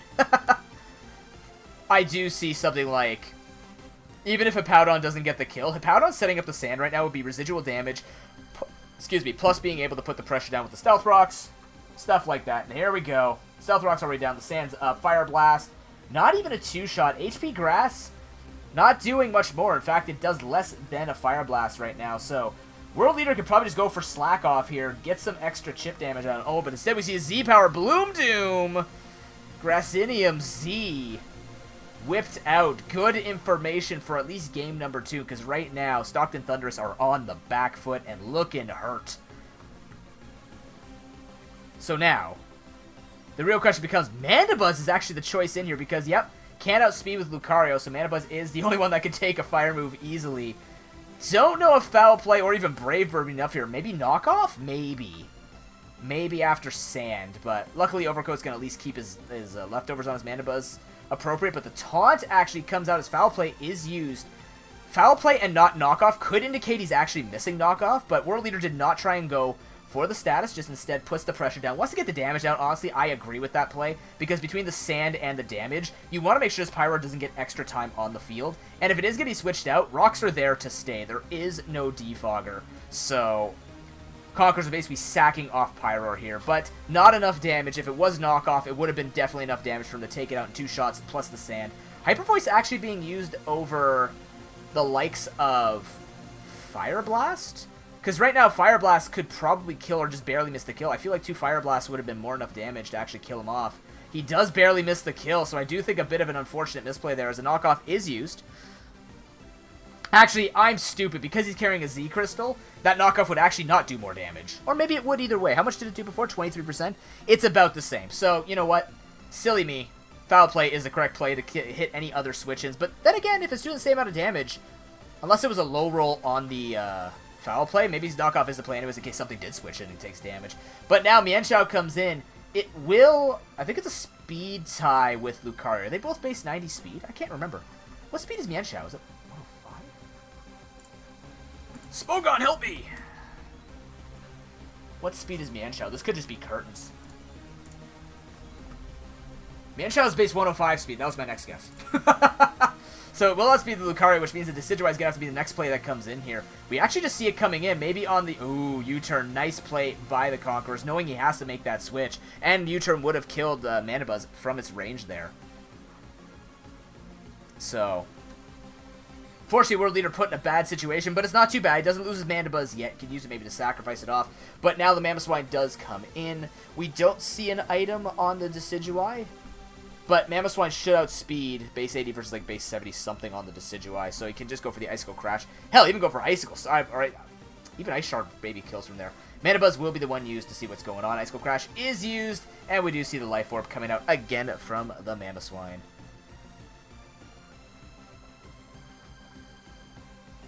At this point, I think it's fine to just go for the Ice Shard. Get as much damage on Lucario as possible. Let it die to other Pokemon, because the Stockton Thunders have run out of so many Pokemon. So, with running out of that many Pokemon, Mamoswine can just die. Most likely have to use Close Combat, unless he goes for the Meteor Mash here. Because Meteor Mash is now on Lucario. If he ends up going for that, actually, might be okay, but then he still has the problem with tanking up that Mienshao. And Mienshao is not pressured right now. He could just keep going for the likes of U-turn. Meteor Mash is used! Love it! He is just going to take down the Nihilego. It would look better if World Leader had a team left. But now it's like Clawitzer gets to come in and be like, well, I can even take you down at this point with Mega Launcher, Water Pulse. Gotta show the damage. He theoretically has the Pokemon taken on, but because of the coverage knockoff on Mienshao and stuff like this, it's just too late for the Thundurus. They're looking so good here. The offensive capabilities could take it out. Doesn't get the crit. Just barely misses the kill, and this probably is going to doom him with this defense drop. Very, very close, but unfortunately, it's just too little too late into the game for World Leader to take this back. Played it out well, though. I think he made the best plays. Unfortunately, I don't think it was worth it for him to lose that bronze on, but at the same time, what on his team could take on a Mienshao? I think that's going to be a question for the next match. Clauser will be taken down, but now you're facing down the barrel of Mamoswine and Mienshao, both with super effective moves. It's game. It's over. The Lanakila Conquerors are looking to play spoiler. Drop down, except not. Misses the Icicle Crash. Oh, he goes for Roost. What is he doing? Oh, he had the opportunity and he throws it himself. Ish. Kind of, but nonetheless, even if it was knockoff, it's probably GG, but hey, you know what? We take those here. And that's Icy going up 1-0.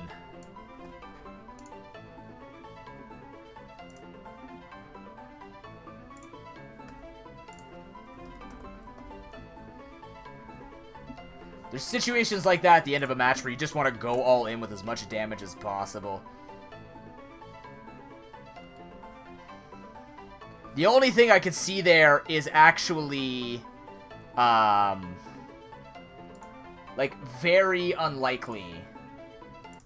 The only unlikely thing I could see there for World Leader if he did get the kill with that miss was actually maybe getting a crit with Leaf Blade. I don't know if that would kill, and I don't know if he could even live a knockoff without going for Roost, so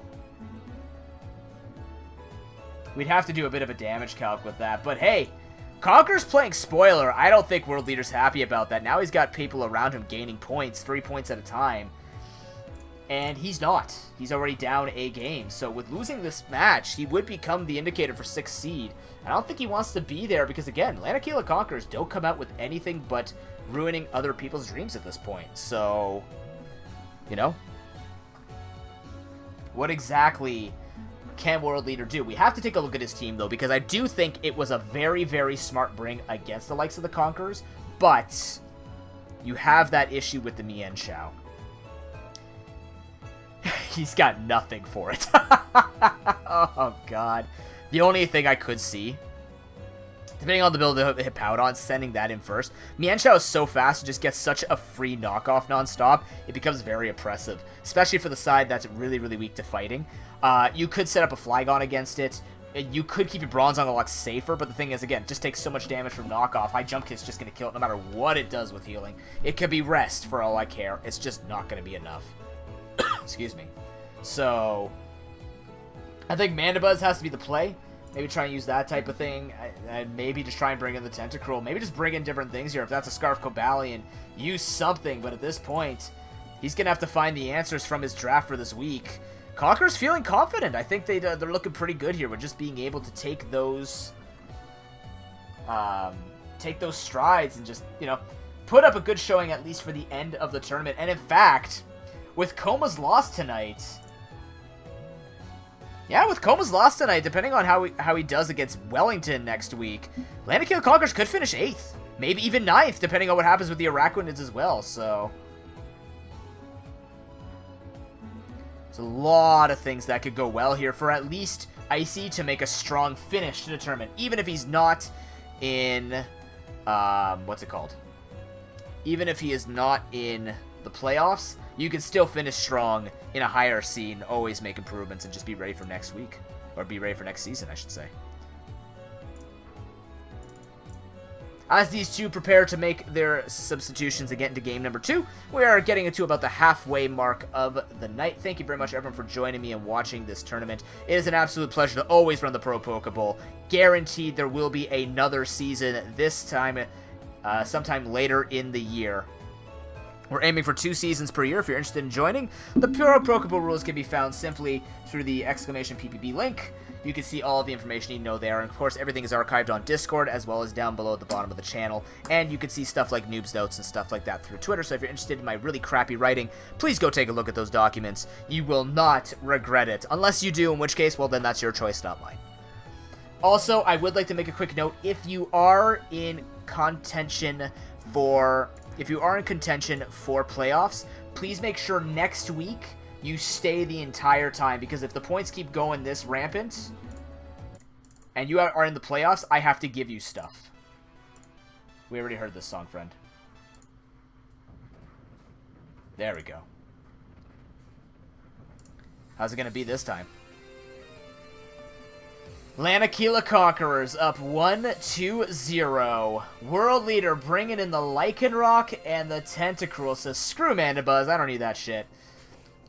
Icy keeping his team cool and collect. Can World leader keep his points going? Can he at least take 1 point tonight and stay competitive with his total? Or will Icy just try and strive for that highest possible eliminated seed? The tension is killing me. Hello, Big Pappy Parker. It will be the Mienshao lead. This is the safest thing for the Conquerors to do. There's still nothing on the side of Thunders to even take this thing on. It's just so good. The Powdon's going to be the thing that comes in here, so probably going to have to tank a knockoff. But, you know what? I don't know if Icy want to take that risk. He could just go for the knockoff and then go for the follow-up U-turn, but opts to just go for the U-turn instead. Gets the nice crit. So he doesn't want to take that much damage and then be kind of left at half and stuff, but that's in case he misses a kill or something of the sort in the future, maybe. But I don't think that an Earthquake would have killed him, so maybe you could have tried to cripple this thing a little more.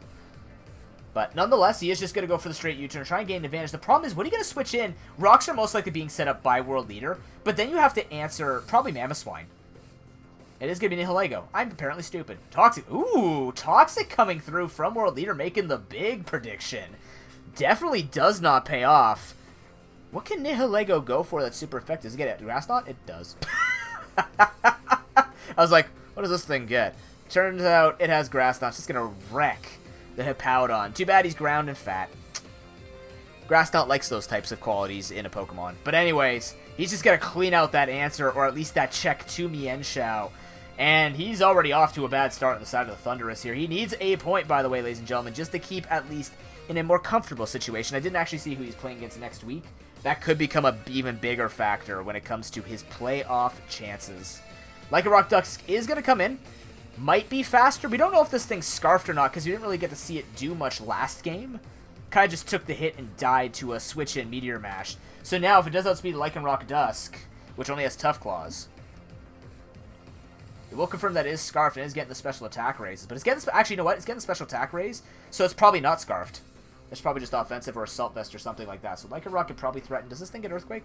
Can't remember. I think it does. I don't know. Or does Choice Scarf not influence Beast Boost? It's just the actual base numbers. Not too sure. That's actually something I'm not used to. That's something I'm not attuned to yet. First tournament with Ultra Beasts, so still learning all the mechanics despite the fact that I play randos. Because I learned nothing from randos anyways. Nonetheless, we do see the Conquerors trying to make a decision here. Does have to figure out, with this amount of time being spent, probably trying to think if it wants to go for the Grass Knot, it may or may not kill. But then even then, do you risk... Well, +1, it might actually kill from here. Depending on how heavy Lycanroc is actually considered. The Juron does come through. Oh, it's a Focus Sash, as T-Bolt is going to do... Oh, interesting. T-Bolt may be calculated to be the best attack, but even then, something like Power Gem would have been better because it gets Stab and would have did more damage. So, if you're looking for that kind of damage, you just go for the Stab move from there. Gets Drill Run. Thank you, Doodle. I forgot about that. It is not Earthquake, it is Drill Run. Confirmed. Or is he running Drill Run Earthquake? I could still be right. I'm not. But anyways. Accelerock will clean this thing off if you really wanted to with it. But we don't actually see an item on Lycanroc. Could be a Z Crystal. Could definitely be the Z Crystal. Nihilego's probably just going to be sacked here. Its Focus Sash is used up. Although I do feel like that opportunity was wasted because he could have gotten a lot more damage off. And it could matter in the future with something like Ice Shard, right? If you need to kill with Ice Shard with the Mamoswine and things like that. Or if you're locked into Banded Snorlax. Just little things like that. But I mean, the most effective damage is always worth it because then those people are like, oh, it's okay, I've got this cleanup coverage, and then it turns out they lose by a couple of percentages, which is a lost opportunity. Nonetheless, though, Clawster is going to come in. Accelerock actually just being sacked off here with the Lycanroc, as Water Pulse is going to come through and kill it. Didn't go for Drill Run, though. I'm actually surprised because he is faster Unless he expects this thing to be scarfed? I don't think it... No, he outsped with Decidueye before, didn't he? I'm actually surprised he just went for the priority attack and not just drill run and get as much damage on this Clawitzer as possible. Pyroar is going to be the switch in here as Leaf Blade is going to come through. Leaf Blade being the best chance, because if he went for Spirit Shackle, it wouldn't even touch Pyroar because this thing is part normal. But we are going to see the switch to the Tentacruel. This thing could take all of the hits. Even Bloom Doom. Actually, Bloom Doom would be base 165. So maybe a kill from there with a high roll, or just barely missing the kill at least. But it will be able to take the Z-Crystal attack and threaten with the likes of Scald. Or Hydro Pump, depending on how offensive World Leader wanted to go with this Tentacruel this week. We also don't see Black Sludge. This could be Z-Haze that he's got on his side. Could be carrying double Z-Crystal. That's why it maybe sacks off his Lycanroc Dusk. No, now he's not going to get the most damage. Although if it was Z-Crystal, you definitely use it in that particular situation. So, a bit of an odd play from both of these teams, in my opinion, for now, right now. Odd choices for moves. But, nonetheless, hey, you got the point. What do you care what you did? You got the point. Teaching that to all the kids I tutor right now. You got the thing. What else matters? Stop asking the what ifs. Just do it. Get the results, and you're happy. Easy enough. World Leader making the decision here as Pyroar is staring him in the face, probably trying to figure out Bloom Doom is going to be the move. If you do go into Decidueye predicting the Bloom Doom, you're actually in an okay spot. The only problem is you got to take the follow-up hit. And here we go. Bloom Doom comes through. It is enough to take out the Tentacruel. Not enough special defense on the Tentacruel. It is base 100, but just not enough. And it's going to be taken down. So, Conqueror's looking really comfortable here to just take another win. Bronzong's the only thing left. Everything is weak to Fire Blast. Everything's outsped. Everything's roasted and toasted. World Leader getting more pressure. No problem, Mitch. You have another series before you. We've got Doodle versus Ox, and then it's you. Fire Blast coming through. Does not get quite as much damage on there. Toxic is used, so going to try and go for some Toxic Sawing strats. World Leader's got 4 other Pokemon. He can switch out and bring this thing back in if he's really worried about taking that much damage, which honestly I would have probably done there in my opinion, just so you don't take this extra little chip damage. You can easily go back into Mienshao. You can easily go into anything that could just not want to take knockoff or high jump kick, get outsped, but either way, it's just curtains for World Leader. He cannot do enough in this match. No answers to the offensive Pokemon. Lanakila Conquerors showing up with very meta movesets, actually, and getting a lot more done. This is what we want to see at Icy, doing decently in the mock pro Pokebowls. And now following up here at the end of the tournament, is going to go for the Bullet Punch. It's just not enough. It will be enough to take out the Pyroar, but doesn't get the miss. It's roasted. It's Decidueye versus the World. And the World is looking to sit on the World Leader. As Stockton Thunders are going to fall 2-0 here to the 9th seed, and is going to be looking pretty dicey in his playoff race. GG.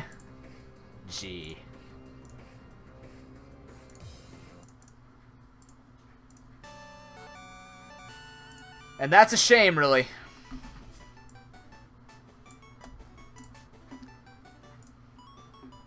If you had asked me who would have won, I would have said World Leader. I think overall he's just cleaner with his play, cleaner with his movesets and decisions, and the team that he had found was the best.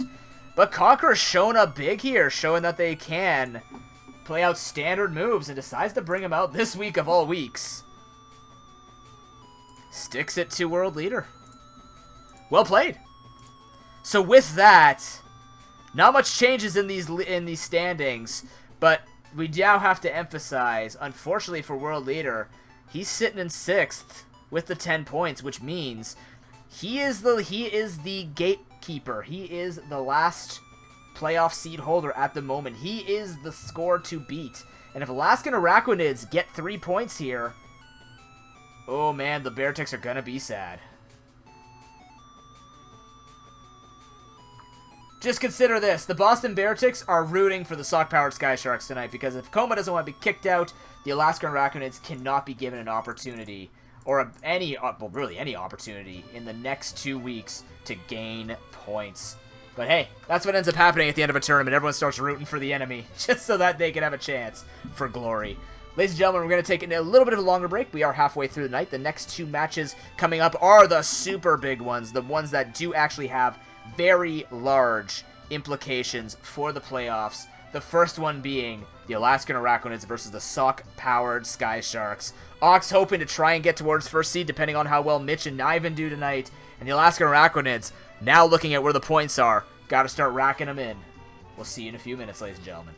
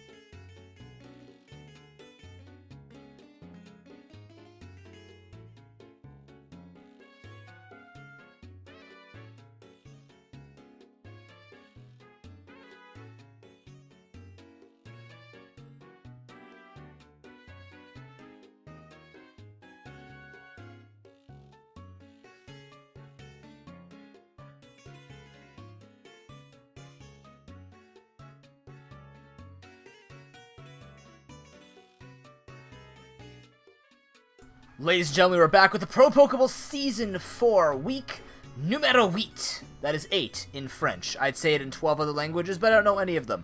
Anyways, I can say ocho. That's, I believe, Spanish, and then... Oh, no, that's probably Italian. No, otto. Ocho? No, ocho is Spanish. Otto is Italian. Got there. Fourth match of the night. We've gone on from the slow cooker, and now we're in the pressure cooker. As these two teams, we've already seen 3 2-0s. There's 2 more 2-0s that want to happen. The first one that is going to be for you know what? It's Alaskan Rakunids versus Sock Power Sky Sharks. Too much build-up. I fucked up. It's all good. Alaskan Rakunids, Doodle, Coach Doodle, is looking to win tonight. He is not only looking to take a single point, he is looking to destroy the Socks that are socking it to him right now with their points. He needs a 2-0. He doesn't need a 2-0 to stay in the tournament. He just needs 1 point at the moment to at least get back to 10 points and be tied for 10th. Or, sorry, tied for 6th place. But the problem is, if I actually look at a tie tonight, that tie doesn't help in the 2-0 matchups. If he stays tied with the Stockton Thunderous and they get the same score, believe it or not, Stockton Thunderous have more 2-0 wins than the Alaskan Araquanids. This is when those points start becoming very important with what's going on in terms of, you know, the criteria for winning in tied seeds. So really, no pressure on Doodle, but he needs a 2-0 tonight against a team that is resurging and just putting great use to their fantastic draft. Another team that's actually showing promise, or sorry, my apologies, more promise without making a single trade is Oxum, and she's really been showing off the strengths of the Pokemon she's got. She's getting away with so many great Pokemon. Metagross, Weavile, Talonflame, Thundurus T, Lycanroc, not even Lycanroc, what am I saying? Hitmontop, you've got Houndoom, Feraligatr, all these Pokemon. She's got a bag of surprises for every team, and it just seems to become more and more solidified week by week. Now, we do have to mention that there was a trade completed for week 8, and that trade was... We see the Heracosta trade out for the Hitmonlee. Hitmonlee being, I thought about this Pokemon and what it would do for Doodle. I actually kind of like it. One thing that I felt that his team was having struggles with was relying so much on Kingdra doing so much damage and fighting so much damage from his other Pokemon, which isn't necessarily horrible. You know, you have the Alolan support, you have the Drampa support, but all these Pokemon that we're supporting as Escavalier, they're all very slow in terms of supporting the damage, and he hasn't used Heliolisk that much compared to the likes of the Pelipper and the Kingdra. We definitely will be seeing that today because he needs to match the aggressiveness that Oxum's team can build, considering that she has so much speed and strength. Set up well, he doesn't have the capabilities to set up too many hazards. He can basically set up Stealth Rocks through his entire draft. But the Hitmonlee is nice because it can be a Choice Scarf Pokemon that's very good. It carries Limber, can also carry Unburden and become that late game fake out powerhouse that can just go for close combat or high jump kick with Reckless. There's Choice Band Reckless builds. Like, there's a lot of things Hitmonlee could do, and I really do think it solidifies Doodle's necessity for something that's a little more aggressive that can just work alongside the Kingdra. So I think that's a Pokemon that needs to be watched for tonight and see if he actually gets any value out of it. Of course, it carries the knockoff support and all this other stuff too. It's a fairly solid Pokemon in a mixed OU draft, right? Earthquake, Sucker Punch, all these moves. Gets Fling for God's sake. You can go Fling with a Fossil that's a base of 100 hits, so that's pretty freaking strong. I'm just gonna put that out there for you.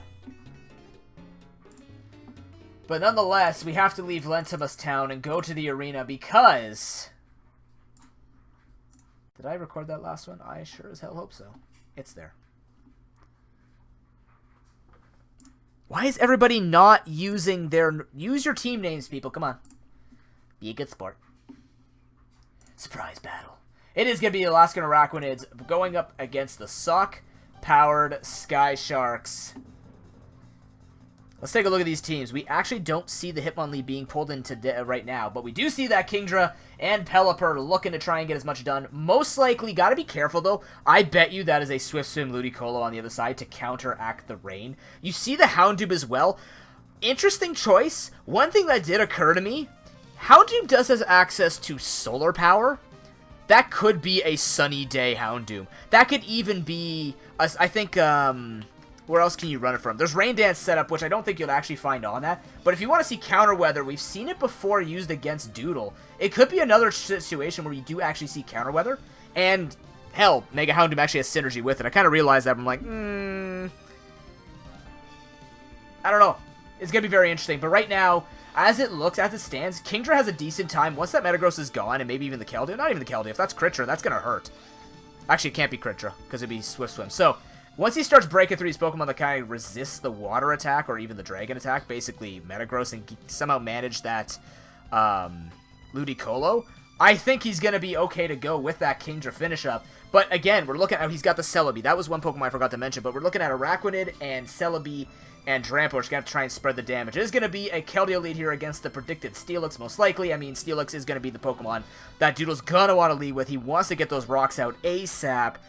Looking at the side of Oxum, she doesn't have a spinner, so I think it's actually kind of worth to be like, hey, Steelix isn't going to hold much of his own here. There's just too many Pokemon on the side of the Sky Sharks that are actually going to do enough damage. Get the rocks up, but instead he opts to say no and wants to take the damage of Hydro Pump on the Celebi. Doesn't resist everything. We don't see a heal, though. That's a lot of damage, actually, on that Celebi, so maybe not the special defensive Pokemon you may expect.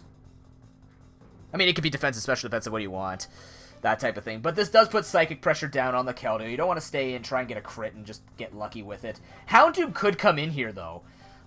So that is a thing, because Houndoom resists both stabs, but instead the Metagross also resists both stabs. Giga Drain does come through. Doodle making the safe play here, actually going for the Giga Drain to make sure he can hit, not go for the Psychic, but it also hits the Keldeo, and on the off chance it did stay in. And look at that! It is a Life Orb Celebi. So actually going a little bit more aggressive here with this Celebi, knowing that he does need that damage. Potentially a little bit forced, but at the same time, hopefully he can pull it off. That Rock Polish, though, coming out from the Metagross as the Steelix is like, I can take a hit, right? Hammer Arm might not be so good for him, and hopefully Mega Steelix can maybe take it. There is no attack raise. So, it's going to be a lot of damage to take in this turn. The Earthquake does come through. It actually doesn't do a hell of a lot at all, as the Earthquake is returned and says, I'll up you mine, and up yours. I don't know. I try to make a poker joke. It didn't work. Ox actually opting to sack off the Metagross. Interesting. Honestly, it probably wouldn't get much done, but this is good for Doodle because he needed that out of the way so he could start spamming Dracos in the rain. So playing this out, he's playing it out well. Anyways, saving this in the beginning was a good call from him. Much better than what I would expect would actually end up here. Now that Celebi probably does have to come back in, instead it is going to be the Drampa who can take up the Scald. So that's Hydro Pump and Scald. Interesting. So is it like Hydro Pump? Okay, that's probably standard, right? Hydro Pump, Scald, Secret Power, Secret Sword, and Icy Wind most likely. If he doesn't switch over to Icy Wind here, it could confirm that this thing is choice, the way that he's playing it. Doesn't look like Specs damage though. So I don't know. Maybe Scarfed? Could be Scarf, but we'll have to see if she actually ends up switching up moves, trying to get as much damage down as possible. She could also be afraid that Draco would just do too much to the Keldeo, and she needs this thing to be as healthy as possible. Not too sure. Could maybe... Something has to take a Draco here. I think the Araquanids feel very safe with just going for a super powerful hit here, and something has to take the damage. I'm kind of liking this approach. Ludicolo is actually Pokemon being used. Oh no, the Pelipper! Jeb Bush, what are you doing here? You just set this thing up if it is actually the Swift Swim counter choice. I would do it. I mean, it makes sense. You bring it out, you're like, hey, I want to be faster than all your Pokemon, start hitting your Pokemon. How do you like it, Mr. Weather User? But, yeah, that was a very interesting decision to actually do this. Giga Drain comes through, not a lot of damage, but hey, U-turns actually used instead of Hurricane. What the hell, Doodle? I'm so confused. The only reason why I'd say Hurricane there is it's a decent risk to take the damage with to get this thing out of here. We do see leftovers, and we can't tell if it's outspeeding anything yet, but the Hurricane... Ooh, Hurricane, I forgot, is on the Drampa, and she gets destroyed with that. So here we go. That could be... You know what? That could still be Specs Keldeo. This is probably, based on that damage, an Assault Vest Drampa. Tanks it up quite well, uses the Hurricane that I forgot about, and takes out the Ludicolo, so... Never mind, Doodle knows what he's doing. I'm no longer going to call anything wrong that he says. Absolutely, 100%. No, just kidding. But...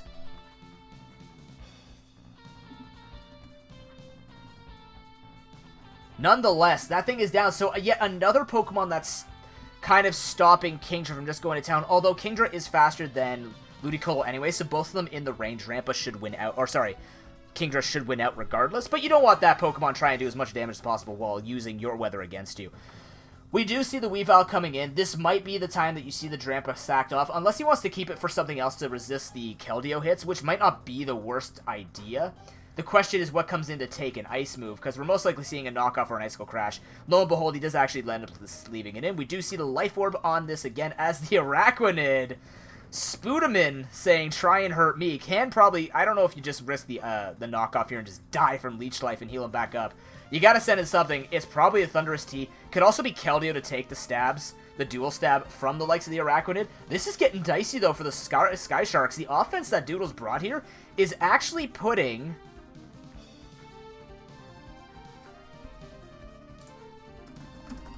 He's actually putting a lot of counter pressure on her, so that's not too bad. Liquidation does come through. Holy mother of God. So that's Choice Banded. The best part here, this could be Water Absorb. This could actually be Water Absorb, and it's not. It is Safety Bubble, as Liquidation does come through. Takes out the Keldeo. Probably not as much damage as she would hope for, but now the Thunderous Tea can come in. Try and spam it out. Try and spam out some electric moves here. Luckily for Doodle, he does have kind of the Celebi to check this if he doesn't want to risk like getting hit with an HP. How much is this Steelix kept at? Focus Punch is a thing. Maybe you just... Or sorry, Focus Blast is a thing. He might try and send in the Celebi or the Mega Steelix to stall it to get the Drampa back in. Oh, she actually did end up going for the Thunderbolt. So I would have definitely predicted there because he doesn't want to lose his Araquanid. But Celebi is one thing. And then even if you've gone for Focus Blast, you're not going to be doing a lot of damage to those Pokemon anyways. But now he's going to get the free Rain, which means he can go into Pelipper, get his Rain set up, maybe go into Celebi to maybe sack it off, and then start going to town with Kingdra. That's probably his best play right now. And since Kingdra's untouched and there's no hazards, Kingdra might just finish this off here.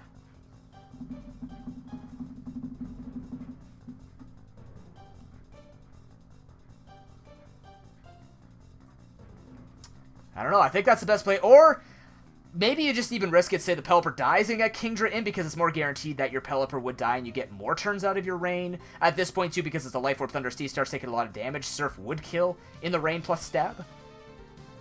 And there's nothing to really resist it, so I think really there is... This is pretty bad now for Sky Sharks, and like we said, Doodle needs a 2-0 tonight just to stay competitive in the race for a playoff seed. If he takes this here, it could be good. Oh, the agility does come out, though, as a Scald is used. Was looking to actually die, but the burn comes through. Could be slightly important between the Life Orb damage as well as everything else. Does that outspeed? It does actually outspeed, so now what's going to have happening is he's going to have to do a little bit more stalling with that burn plus Life Orb. That's actually not going to be enough damage, though, so he is going to go to the Celebi. This is the correct play. Try and stall this out as much as you possibly can. HP Ice is going to come through. The burn is not enough because Gen 7 nerfs Sanks Pokemon. As maybe from here you go... Oh, he is going Kingdra. I don't know. If that 10% para happens, I'm going to be super upset. He gets brought so freaking low. As he's actually going to go for the Hydro Bump. If this is Life Orb, he loses right here. Oh, well, maybe not. Weavile is going to come in. It's enough damage to kill it with Ice Shard. And it's Araquanid versus the world. Oh my god. Luckily for him, he has the safety bubble. If he could take... Can he take an Icicle Crash? He can't take a knockoff either. Unfortunate. Had the right idea. But, it's not going to be enough. GG. Oxum takes game number 1. The agility really set this over the top. Even then, I mean, the agility was the good play because then, you know, Doodle wanted the Pelipper to die straight up and just bring in the Kingdra to start sweeping, but that's just too much damage.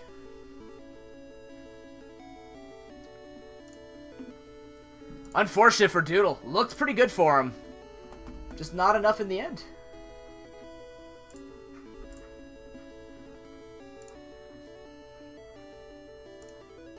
And does he have anything to stop that? You know, we keep hearing the same songs over and over again. There we go.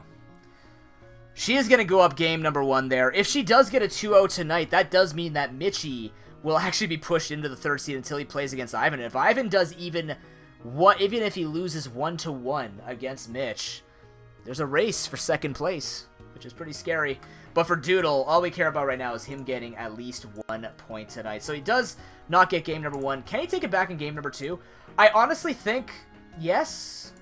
There are a couple of situations where I think like the Drampa didn't have to come in. You could just use the Hurricane on the Pelipper to take on the Ludicolo. Considering that you could just spam that out anyways. Maybe she didn't expect it. I mean, the Drampa did come in.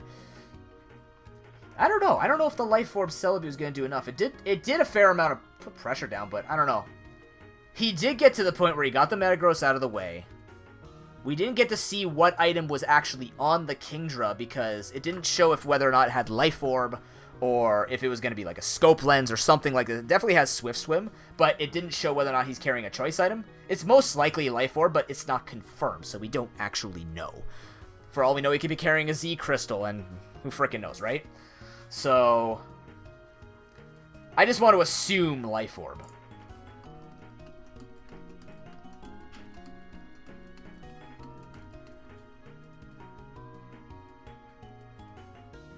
I don't know. That's a tough one because Ox with the Agility Thunderous T, he now has that in his mind because Thunderous T will outspeed with that agility. So how does he force it out? He's got to get rid of it earlier, and you know that Assault Vest Drampa can't take a Focus Blast very well.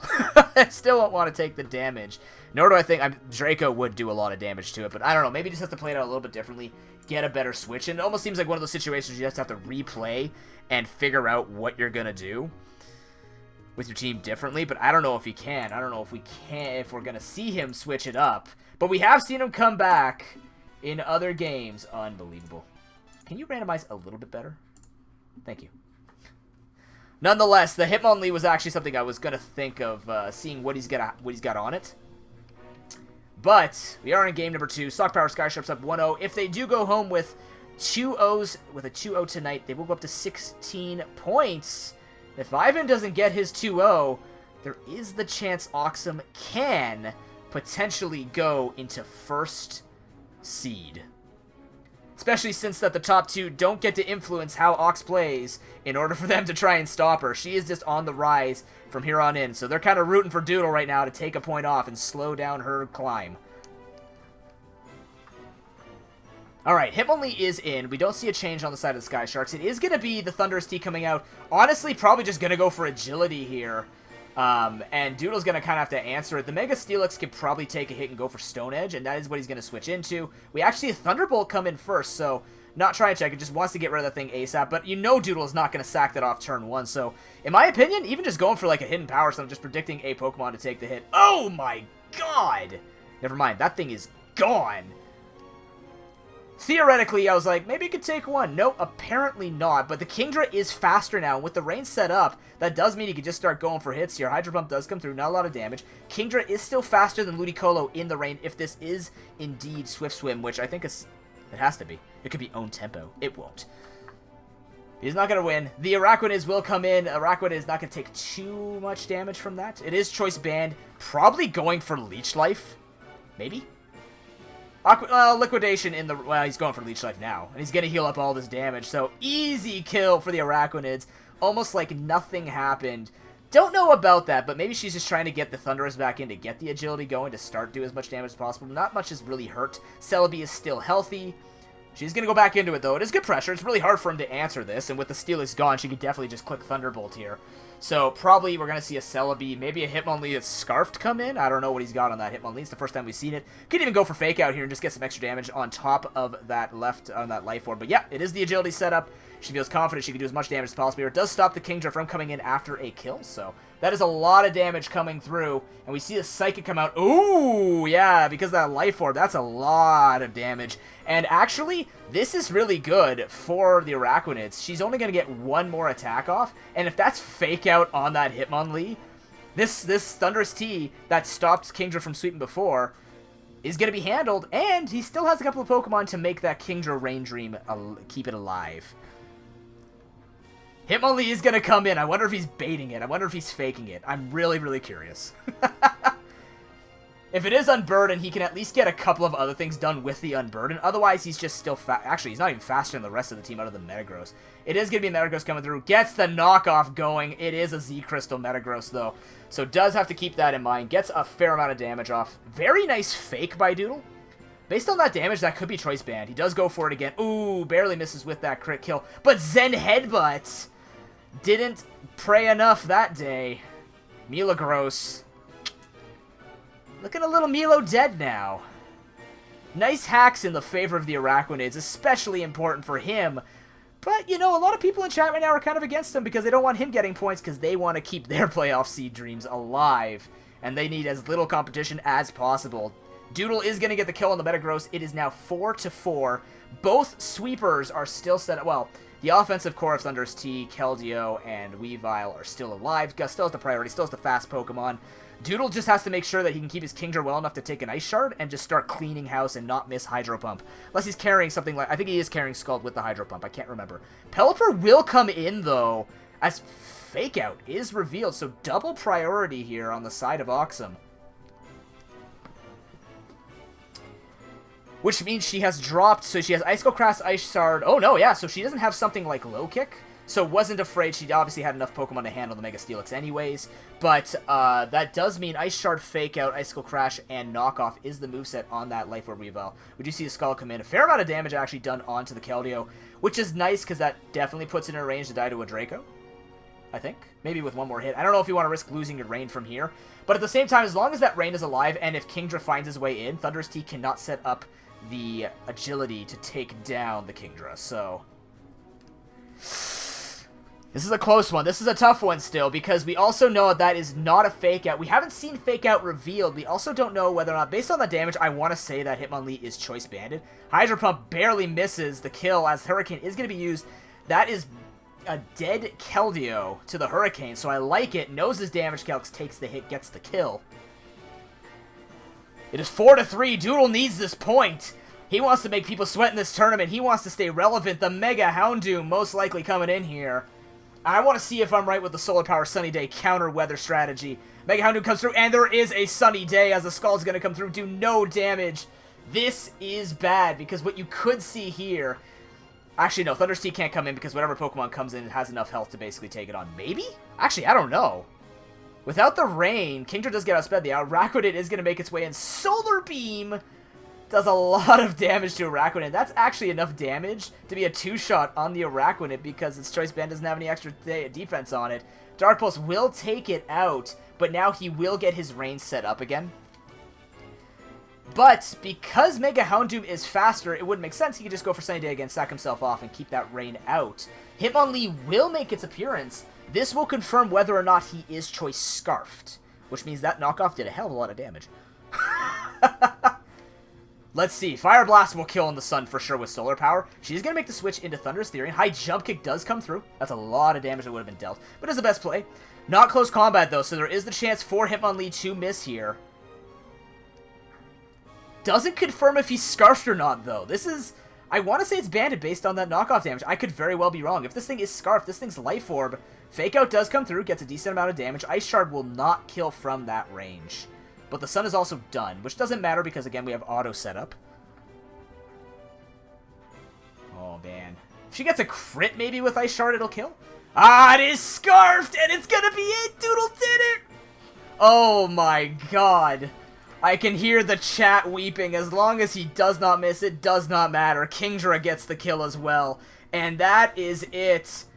Doodle will even the score and say, I'm not out of it yet. We have to confirm the kill that we've seen crazier things. We've seen crazier misses. Oh, he actually missed! Are you kidding me? Oh, man. Why did the Kingdra come in? Wait a minute. He didn't set up the Rain? Why didn't he set up the Rain? Oh, if he gets flinched here, he's toast. Oh, no. No! Doodle! What are you doing? Oh my God, please. Please set up that Rain, thank you. If he misses, do not miss. Jesus, please use Scald. Please use Scald. For the love of God, please use Scald. Please. Please. Oh, please. I can't clench any harder, Doodle. Use the goddamn move. He oh, thank the Lord. He went up speed. You know what? You know what's scary? I was actually going to say maybe he has Surf instead of Scald. Oh my god. The Araquanid's even up the series. In what should not have been that hard of a butt clencher. But it was. Oh.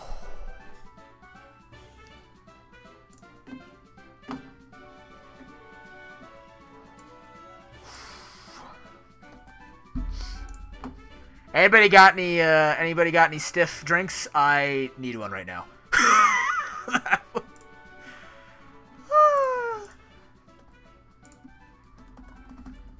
Honestly, if Doodle did not win there because of not setting up the rain,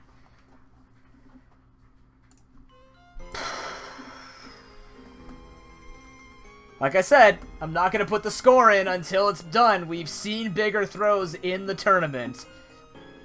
Thank God this was not one of them. For the sake of Doodle, of course. Because for him now, he is taking a point. It's not comfortable, but he will take a point off against the Stock Power Sky Sharks, which actually slows both of them from wanting to achieve their goals. The Sky Sharks wanted to be in contestation for first place, but also for the Araquanids, only pushing barely into tie for 6th with World Leader now. So the standings have become even more interesting. The Okeechobee Toros, the Sarasota Suicunes, suddenly jumping back into the race.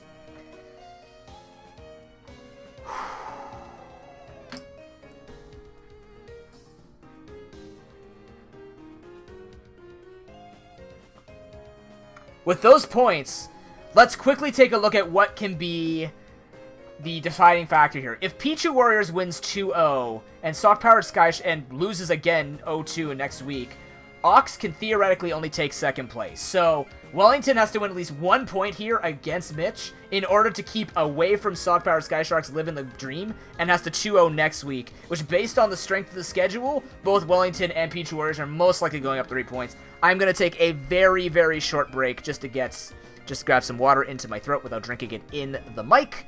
And then we'll get into the main event, the biggest match of arguably the season.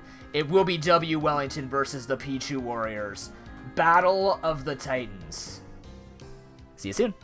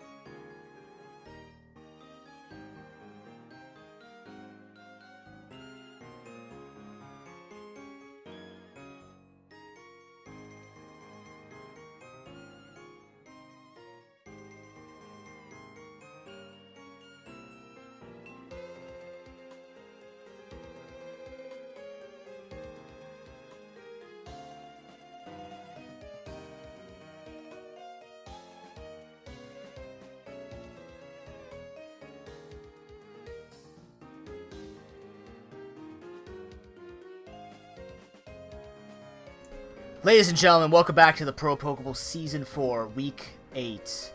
You know, this music is fantastic and all.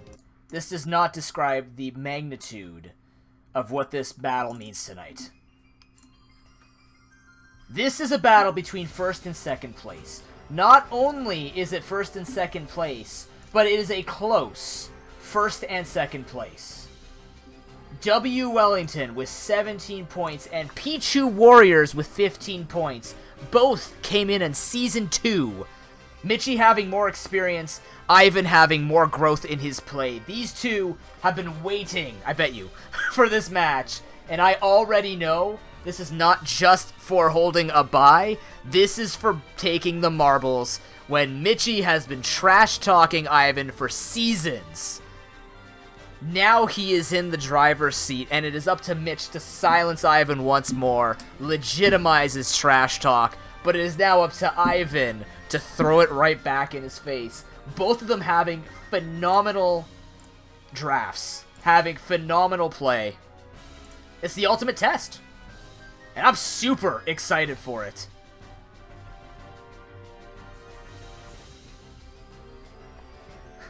Sorry, gamer.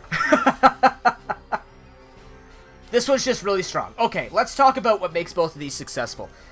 Mitchie has been doing extremely well with setting up his Mega Sharpedo. It's not a lie, between Tyrantrum and Sharpedo, these are the Pokemon that are cleaning up house. It seems to be the typing Water, Dark, and Rock have been doing extremely well in handling the defensive cores and even the offensive cores of the tournament. So his offensive threats between those two and using like stuff like Mew, Slowking, Heatran, these types of Pokemon have been really, really good. We've only seen once where that Doublade really, really went off, but it's just the defensive typing and the amount of power he has on in his draft is borderline disgusting.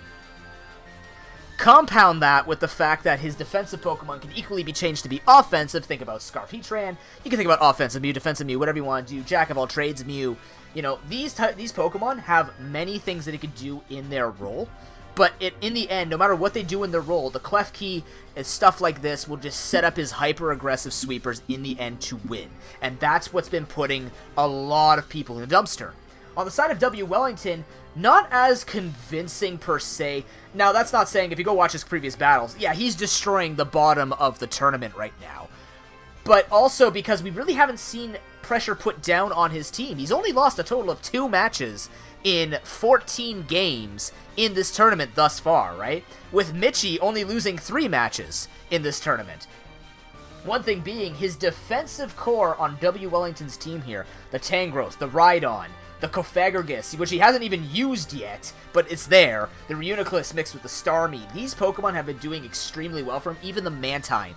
That big Tangrowth Rhydon Mantine core has been literally crapping on people who don't have the coverage, with the exception of seeing Doodle put pressure on this team with his Mega Ampharos back when he had it, also having the Heliolisk even. But once you see his defensive core start to be pressured, that's when you start seeing Ivan start to struggle a little bit. You can't say the same about Mitchie, because when you see him starting to fall, you still see a lot of life in the remainder of his Pokemon. He can still win with his defensive Pokemon just because of their stats and their capabilities of being aggressive at the same time. I want to actually check. The Lanakila Conquerors are actually the team to take a match off of Wellington. So, with that aggressive team, we saw, with the typing that could take down his defensive core, which I believe was the Mienshao mixed with the... Oh god, what was it? I can't remember exactly. But the thing was, Ivan just couldn't manage it, and he also started to bring different Pokemon and kind of vary up a bit with what he was using. Also started seeing Mega Manectric pop up in the last couple of weeks, but not as much success with that Pokemon. You would think that Mega Manectric would be more, you know, convincing. We would think that Salazzle would be more convincing, but he's been bringing double status instead. So, you know, in terms of success and consistency, Ivan may be showing better scores, but I do think that overall, in a pinch, I have my money on Mitch. But hey, I can't say that because Ivan needs to maintain his positioning here. If he doesn't, he's going to be suffering, and it's going to become really bad for him really quick. But we're going to get into this match ASAP because that's not the right thing, Solo. Boop. There we go. It is going to be W Wellington on the far side, Mitchie W on the close side. He actually is bringing the Mega Beedrill, which I wasn't expecting, but he's got both Megas here. He definitely wants as much speed and power to take down Mitchie as possible. Also extremely good at handling the Tangrowth, so... Sharking having a little bit... Or, sorry, Sharpedo. Haha! Can carry the Ice Fang, maybe wants different coverage and stuff like this, but nonetheless, the Volt Switch is going to be used, both of them pivoting out. The Heatran is going to be tanking up the Volt Switch. Let's take a look at the teams here. Rhydon probably doesn't want to risk the Grassinium Z, or the Grassium Z being used here on him, because you can carry Grassium Z Solar Beam. It is going to be the Machamp checking. Machamp does carry the Earthquake, also could be carrying stuff like Close Combat, could be using things like Dynamic Punch, could also be an Assault Vest if he's trying to do this type of thing. That could be it. I don't think you'd send this thing in Choice Band and want to take a Magma Storm to the face. The Chestnut is going to be the check, though, as Close Combat is used, so confirms that this thing is most likely Guts. It's got to be Guts. And... could be Choice, could also still be the Assault Vest like I was saying, but it does mean no Dynamic Punch, so no Guard. That's a lot of no's in a row. But the Tangrowth is going to come in now on the Chestnut, which is okay because Tangrowth cannot be Leech Seeded, but it can be set up on with Spike, so this could be the in for the Pichu Warriors trying to get their setup going, but instead he's just trying to go for the damage and just get a little bit of healing off while he knows he can't take a lot of damage. The leftovers are knocked off, though, so decent for Ivan right now. Spikes are going to be start setting up, though. This is the easiest time for him to do it. That hidden power is not doing enough damage. He's actually going to be able, if Mitchie wanted to, get all 3 layers of spikes up. We are going to see a Synthesis, though, as the Mantine is the switch in. And this is what we expect. We have a Defogger, which is going to be fantastic against stopping Mitchie from setting up those hazards, which have been so successful for his Sharpedo sweeps. We're not even 7 turns into this match, and it's already showing the strengths of what both these team comps have been doing for them the entire season. Slowking will be okay here. Could be carrying the Thunderbolt to handle this Mantine. Don't want to take that risk. Even Psyshock will do a lot of damage just because it hits on the defensive side. Mantine is nothing but special defense. The Machamp is actually going to come in as the Future Sight is used. We've seen Mitchie using Future Sight quite a bit. Knockoff is a giant threat, though. You don't want to take that risk and take that much damage. Could even be a kill if this thing is Choice Banded, so...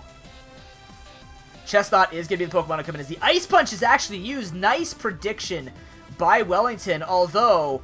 if you're going to predict this thing, Close Combat would have been a little bit better, but maybe just preparing for in case maybe the Mew came in. Now this is the check to see if this thing is choiced. If he switches up moves, he could go for it. He's not going to reveal it. Reuniclus is coming in as a Synthesis is going to be used. Mitchie knowing he could take the hit. The Future Sight does come in on the Reuniclus. Nice paying attention by Ivan. I mean, I even forgot it was set up, even though it says it underneath the name. It's one of those things that you're not used to seeing. Trick Room coming in for the Reuniclus as the Heatran is switched in. Now, this thing could be Magic Guard. The Focus Blast will come through. It doesn't even do that much damage because this thing is specially defensive. If it's Special Tran, he is going to go for the Taunt to prevent any Calm Mind setups in the Trick Room, which may be a bit of an oversight. I think it's most likely going to be Trick Room 3 attack, but it does stop Trick Room being set up, and Reuniclus can only have so much fun here. Plus, based on that damage, either he has to roll a lot higher, and that was a really low roll on the Focus Blast, or he needs to make a move here. He does make the move as the Rhydon comes in on the Slowking, but Slowking is slower, which means that Rhydon would actually get blasted first.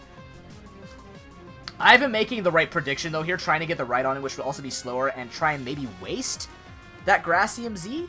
I don't know. Well, I mean, the Grassium Z specifically for the Rhydon, so he has to be careful with that. But now he's going to have to make a double switch and be careful with what move is going to come out from the Slowking. The Scald is going to be used. Mitchie knows much better than that it's going to be a decent move for him. The Mantine probably doesn't want to come in, although the Mantine could have come in either way. Dragatail is actually going to be used to make him pivot out. The Trick Room is going to be wasted, which means Machamp is out here, but luckily for him, he is faster, can threaten with that knockoff. Mitch doesn't need to make the risk. He does instead anyways. Selfless comes out. He's going to basically trade it to get that Future Sight going. Because the item's been knocked off, knockoff will not actually kill Slowking at this range, which means if he is carrying Psyshock, he could do it. Chestnut is going to come in now. The knockoff does come through. Tries to go for the double knockoff, which is going to be his best choice for doing the damage. We still don't know if this thing is choice. Based on that damage, though, it doesn't look choice banned. Maybe either. I don't think he's Scarfed either. He could be the Assault Vest, like I was saying before. The Future Sight does hit the Reuniclus on top of the Seed Bomb, so it's a fair amount of damage done to the Reuniclus, as he's probably just going to go for the Trick Room again.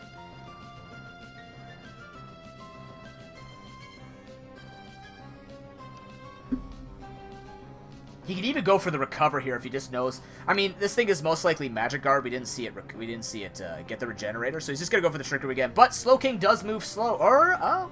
Actually, this would be built for Trick Room, so since they do even out, they are even in base speeds, he will be moving faster because he's going to build this with 0 speed IVs.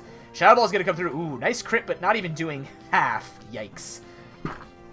This is dangerous. That taunt Tran is going to be really useful for stopping the left. I realize it's not Calm Mind he wants to stop.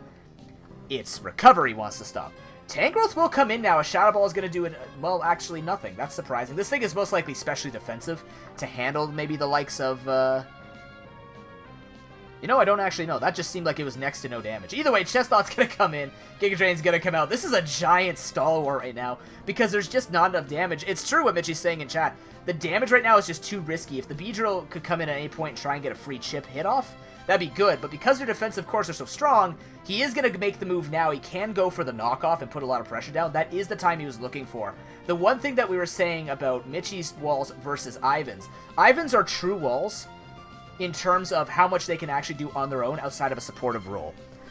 Mitchie's are more offensive, so once he knows that he sees something like Tangrowth come in, he has the Mega Beedrill, which is not going to be threatened unless he's running Ancient Power on Tangrowth or HP Fire, which I think was actually revealed. Might be HP Ice, though. I would assume it's HP Fire, but the Will-O-Wisp is going to come through on the Rhydon. There's the first pivotal moment here in this match, because now the Rhydon is crippled. Seismic is going to come through, as the Stealth Rock is set up. So, no visible defog, although defog could be on the Mew, and there it is. As Crunch is now going to come through, but because he's burned, he's not doing any damage. You could expect this thing to be the full support set, which is Will-O-Wisp, Seismic Defog, and Soft Boiled. And now Rhydon's being wasted here to the wayside. He's going to set up the rocks, trying to set it up so that once he dies, hopefully the defog will be put to waste. But there's nothing on the side of Wellington that can one-shot the Mew. So, you know, Ivan's not concerned here. He can spam Stealth Rock all he wants. Nothing is going to one-shot that Mew, which means he could just go for Seismic here, kill this off. Or just keep going for defog and wait for the burn to take him out. And no matter what, sure, the rocks stay, but what's on the side of Wellington that's going to kill this thing off? The answer is nothing. I mean, if he goes for knockoff with Machamp, but okay, Mew's done his job. He's crippled this thing. He's kept the rocks out. Once this thing is dead, there is no second Stealth Rock setup. So really, this thing's just going to be used to just keep doing this. And Ivan's accomplishing nothing, but because he's burned anyways, he's not going to accomplish much regardless. The Mantine does come in instead. He's, yeah, defog. No rocks. As the Toxic is used, but Synchronize, my friend! Mitchie does not care. Ivan feeding him the arguably better status because Toxic be doing more damage to walls over time as opposed to what could be happening with the burn that this Mew is carrying, so... Does get the Toxic off at the expense of his own Mantine. Mantine being fairly important to take on the likes of Chestnut, take on the likes of Slowking, take on the likes of Heatran. It's a very important wall, and it has now been crippled. Hope that was worth it for him, but at the same time, Ivan does realize that Mew is very difficult for him to one-shot or just get a lot of damage down and put down with 2 attacks. So, probably just doesn't want to get into a soft-boiled war if it does come to it. The poison will eventually put pressure on. Dragatail used on a Regenerator Pokemon brings out the Machamp. The item's already been knocked off, which was the leftovers. Doesn't want to take a Psychic move, goes back into Tangrowth. That's a Chestnut's actually switched in. Now, here's the thing. Because that Mantine was Toxic, Mitchie can actually start setting up spikes, force the Mantine to come back in, and then once he gets the spikes going, he can probably go for Seed Bomb. Unless he has Air Slash. Well, he most likely carrying his Air Slash, so he doesn't want to risk taking an Air Slash with Chestnut. But now he can start doing his baiting out the Mantine, try and get an offense Pokemon, maybe like Mega Beedrill or Sharpedo or something like this. Just start doing more damage to it. Because once that Mantine is down, the hazard setup is perfectly fine, and he goes from there, right? That's how he starts setting up the hyper-aggressive late-game sweep. I do expect in this world, where he wants to win with these moves, he has to get that Mantine worn down. Considering how long this match is, keep in mind, ladies and gentlemen, this is a series of 2. So, if the next match is going to look any different, you have to start making plays, and lo and behold, the Mega Manectric makes his appearance. Might try and risk the Overheat or HP Ice, but the Heatran is the wise play here, as Volt Switch is actually used instead. Ivan knows he's not going to have to worry about that. Mantine could probably come in on this, maybe go for Roost. Yeah, it is going to go for Roost, or Defog if he wants to just get rid of that Spike. He also doesn't get hurt by Spikes because part Flying. I still expect this thing has Gracium Z. It is going to go for the Taunt, is faster, so unfortunately for Ivan, a bit of a forget that it was Tauntran. Hell, I forgot it was Tauntran, and he's no longer going to be able to go for the Defog. Plus, he can't Roost here, so now Mantine taking a bit of damage, and something else is going to have to take a Spike to the foot. as this entire endeavor has been won by Heatran. So Pichu Warrior is getting these slight advantages here. This is how he wins. He knows how to use his team comp well enough to be able to switch in and out. Does end up hitting a Scald on the Slowking. Slowking has Regenerator, so it does not care. And now Mantine's taking a bunch more damage, which again, can matter. Dragon Tail does come through. Tangrowth is dragged out. We're back in this Regenerator dance. Ladies and gentlemen, resident sleepers in chat, but not really. Can we have a resident sleeper high-fiving a PogChamp? Because this game will explode once an advantage is gained. The Rhydon is down, but nothing has been gained in terms of advantage. The Earthquake actually revealed on the Tangrowth as well. So now, probably looking for maybe a burn on this. Just start spreading status around, especially since it'll weaken the physical attacks. Will-O-Wisp on the Reuniclus does not matter. Magikarp, in fact, this is probably the best, because if there was going to be any type of Thunder Wave being revealed on that Slowking, which it could still have, Burn is the best because it's just going to protect him from any other, what's it called? Protect him from any other stats that could be negative on him, which doesn't matter. He really just wants to eat, not paralysis. So he takes this, as he is going to go for the Side Shock on the Slowking. Now, despite the fact this match looks really long and monotonous and nothing's going to be gained, something as simple as that you have to keep in mind with Pokemon, because Pokemon is a great and wonderful game.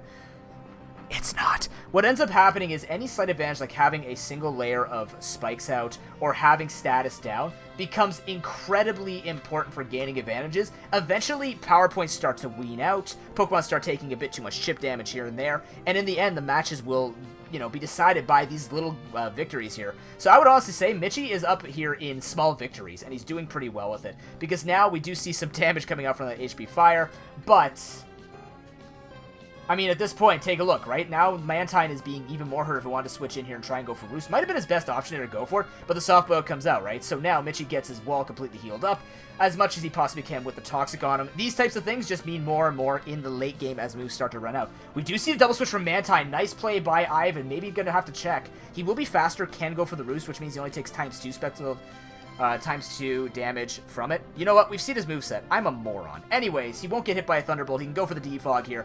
Feels comfortable, but yeah, see the Future Sight come through. He'd probably go for a Roost before he leaves here. We'll come out with a slight advantage in health. Maybe not, because he's probably going to take some damage here from Dragon Tail, so wouldn't get anything done. Actually, Dragon Tail would be fantastic, because then he wouldn't take poison damage. So actually, I think going for Roost there would have been the best, knowing that Future Sight's been used, Scald's Water Absorb, and then what was his other move? Oh my god, I'm stupid. It's right here. Shadow Ball won't be doing much, so Ivan could have gotten a pretty good heal there. Like a fully prepared heal, as the Volt Switch does come out on the Chestnut. Knowing that Heatran is alive, Pichu Warriors are probably feeling pretty safe that Overheat's not going to be risked. And Ivan can keep gaining switch advantage here, so it doesn't even matter if he tries to kill stuff. He's just going to keep trying to get Pokemon in here that can take the hits, or give the hits better, so. Okay, matches are getting long. My analysis is starting to fall even more so than before. How you doing, chat? Good to see each and every one of you. Make sure by the end of the night, if you want to get your new bits in, to support your favorite plays, your favorite teams, or your favorite PogChamp resident sleeper moments, make sure you use them, because I do turn them off after every week. Next week will be week number 9, as I was mentioning before. If you are in contention for a playoff seed, please make sure you stay the entire time tomorrow. Make sure you plan it, or next week, make sure you plan out enough time for you to basically stay up an extra half an hour after the last week of the regular season, which is next Wednesday, May 9th, so that you can see what's going to be happening if you actually do end up being one of the 6 in the playoffs. Heatran is actually going to be in here against the Reuniclus. I'm wondering if we're going to see the attack. We do, and the Heatran's taken down. Ivan reading the taunt very well, but I mean, at this point, it's the best thing for him. The Mega Beedrill, though, does put pressure here. Knockoff's going to hurt something. We could even see the U-turn just doing a bunch of damage. U-turn might actually be better for him to try and get a switch advantage. Maybe try and start setting stuff up. Probably have to see the Machamp come in and just take the hit. But maybe Mitchie, knowing that, might go for Poison Jab, try and get some real damage going down here. U-turn's gonna do a bunch of damage anyways. It's gonna depend now. Trick Room is not set up, so Reuniclus can't just go for Psyshock on this thing. We've seen this thing's whole moveset, so. Oh man, this is definitely This is the time that Mitchie kind of needs. The Warriors need to get this Mega Beedrill in, but these are the types of offensive plays you start to see once it's opened up. Ivan deciding on a move here because he knows a knockoff, a U-turn, or a Poison Jab is most likely making his way into something important on his team. This U-turn is going to be used on the Reuniclus, does not get the kill. Whoa, that was unexpected, actually. I thought that would actually for sure kill, but Slowking is the safest to take the hit. Psyshock does nothing, and now Reuniclus basically neutered here, not Regenerator, so he has to get some time to come in and go for Recover. And based on the walls on Mitchie's side, he's got Seismic Toss on the Mew, and Chestnut can just go for Seed Bomb. So feeling safe here, gets the advantage. If he gets the burn on Tangrowth, even better, and he does. So now, the other thing is... The other thing here is the burn on the Tangrowth will actually matter because we don't see leftovers on the Tangrowth anymore. I think it was knocked off, right? No, we don't actually know. Have we seen the item yet? Maybe we haven't. But nonetheless, the burn will actually add up, which means Tangrowth cannot stand it as much as possible. But, I mean, it's not like it's going to be an enormous deal because he has Regenerator. Anyways, Hidden Power, Fire doing, or Ice, we don't know yet, because Chestnut's the only thing that's been eating this move. Synthesis will come out. The HP, whatever, super effective. Insert super effective move here. It's just becoming a bigger advantage for the Pichu Warriors. He can just go for Synthesis to the point where he can take an HP Fire even at level of crit, which will be next turn, go for Spikes. As the Mega Manetric is going to make his time as Synthesis comes through. Now you can see basically Overheat used, but does have to be careful because Slowking still exists. So, oh, it's Flamethrower instead. Oh, barely misses the kill! Oh... Ooh, barely misses it, which means he has to take a chunk of a hit as Thunderbolt is used to reassure that in case Slowking for some reason wanted to come in, it was pretty obvious that he was going to sack off the Chestnut at that point. It doesn't have Rocky Helmet. It had leftovers when it was knocked off. So Mega Beedrill now comes in, is faster than the rest of Ivan's team. Taking that extra damage could matter in the future if, for example, he's left with Mew. Seismic Toss will be able to kill him most likely from that range. 22% should be less than 100 HP. So if Mew stays healthy, it's actually just sacked. As he has in his... Well, you know what? He doesn't have much more to take that knockoff. He's really valuing this Machamp. Mantine's coming in. Maybe expected to take a hit and go for Air Slash and maybe kill this thing off. Maybe. I mean, Beedrill is not that bulky at all. It is paper mache, so... Does he have something in store for us? He doesn't actually have... What am I saying? He doesn't even have Air Slash. What the... When did we discover this? Oh boy. In that case, I don't know what he's doing with his Mantine. Knockoff will probably take this thing out. Maybe he's just going to hope that he can take a hit and then go for Skull Burn? Maybe? There's too many moves going through. I can't pay attention anymore. Actually does end up going for the Skull Burn, potentially. But Mew is safer here because he does have the Seismic Toss, which means he'll be doing more damage. And over time with that Poison, he's going to have more damage dealt with Seismic Toss versus that Scald. So Mew does win out the Stall War if they were both to go down deep, like balls deep into this toxic stall fight. But now here's the thing. Mega Beedrill has found his way in, and you know what the worst part is? We haven't seen Sharpedo once. And this is what happens when you're fighting the Pichu Warriors. That Sharpedo comes in at the perfect moment almost every single time. Let's not think about Fightinium Z or Fightium Z Staraptor. That's a one-off. Willis does come through. Unfortunately, Machamp does not have a Lumberry. He does go for the knockoff, though. Gets rid of this Mew in exchange for his power. Probably Slowking coming in here. Even, yeah, okay, Sharpedo. Ooh, okay. Well, actually, you know what? With a Speed Boost setup here... What the... It's special? It's carrying special moves. It is going to take enough damage to be taken down. It looks like Sharpedo's not the cleanup crew here, though. It looks like Mega Beedrill is going to be. And that does kind of make sense. Knockoff does kill the Reuniclus, even though it's brought down low. U-turn can handle it. Poison Jab can handle the Mantine. And Tangrowth doesn't want to take a U-turn. We are seeing a reverse of the Mega Sweeps here as this Poison Jab is going to come through. Beedrill is not getting out of here. He knows he can take out anything or just put a two-shot and a dent in with it. I think Ivan's finally been bested here.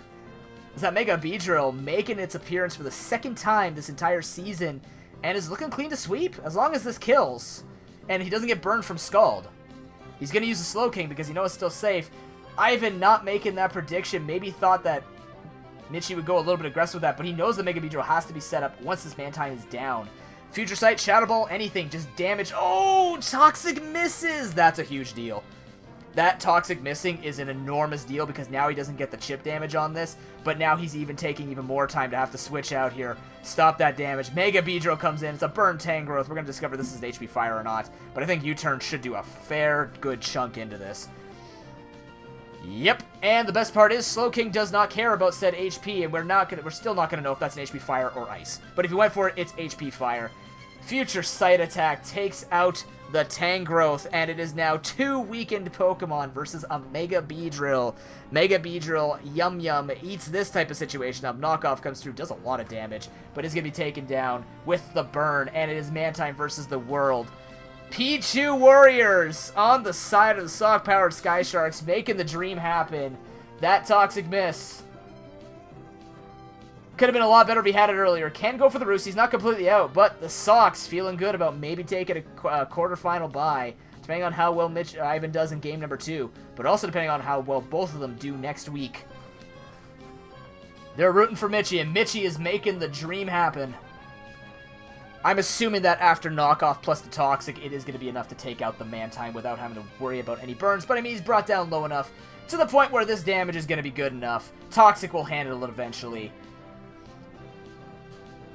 Surprise me. I don't think it's happening.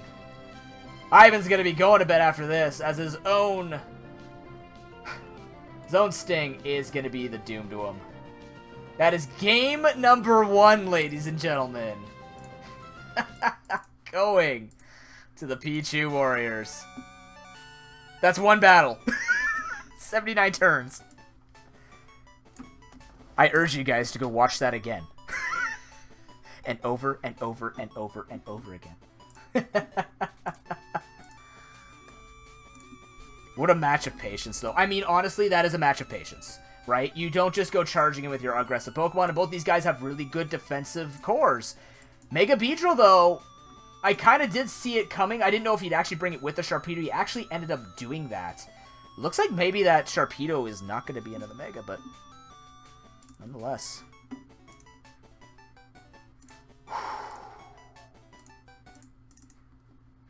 I have a feeling they're going to get into battle number 2 really quickly. But, wow.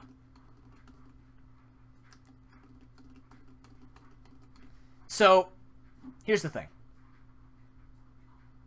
Because that was...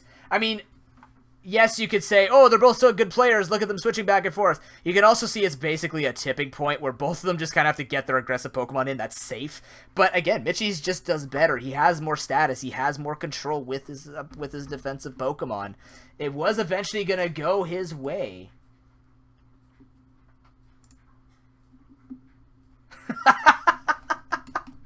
I know, Mitch. I know.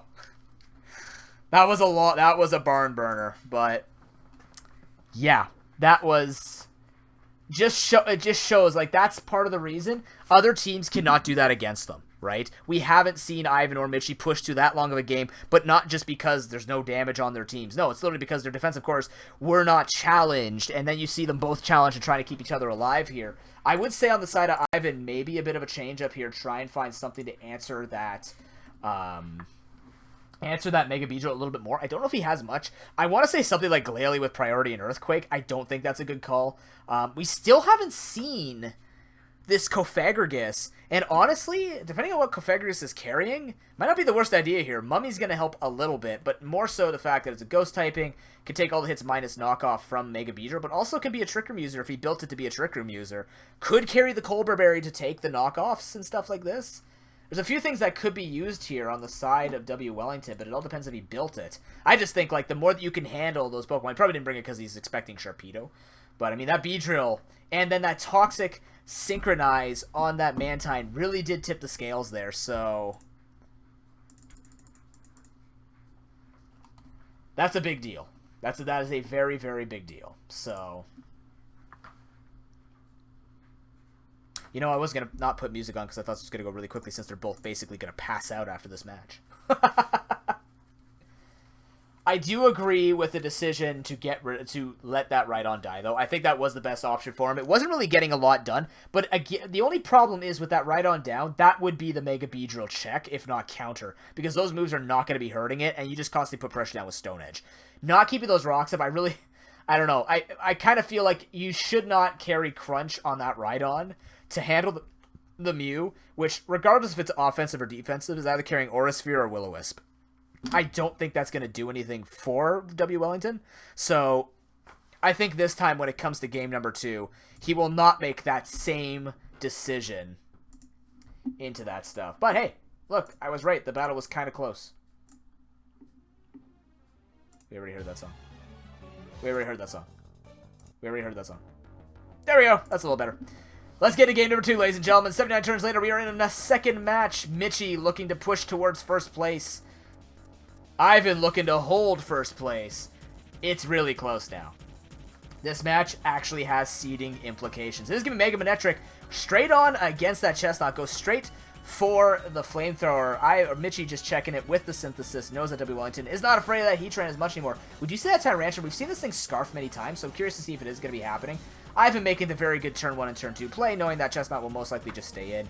Maybe a bit of an order prediction on the side of Pichu Warriors, but it's not. Wellington getting a decent check here. Gets a little bit of damage on Chestnut. Gets a little bit of damage on the Heatran. Actually got rid of Rhydon for Ambipom. Is this the Beartix? Beartix throwback here. What is that going to bring? Well, that's very interesting. Is it Nasty Plot? Please tell me it's Nasty Plot HB Fighting. Please.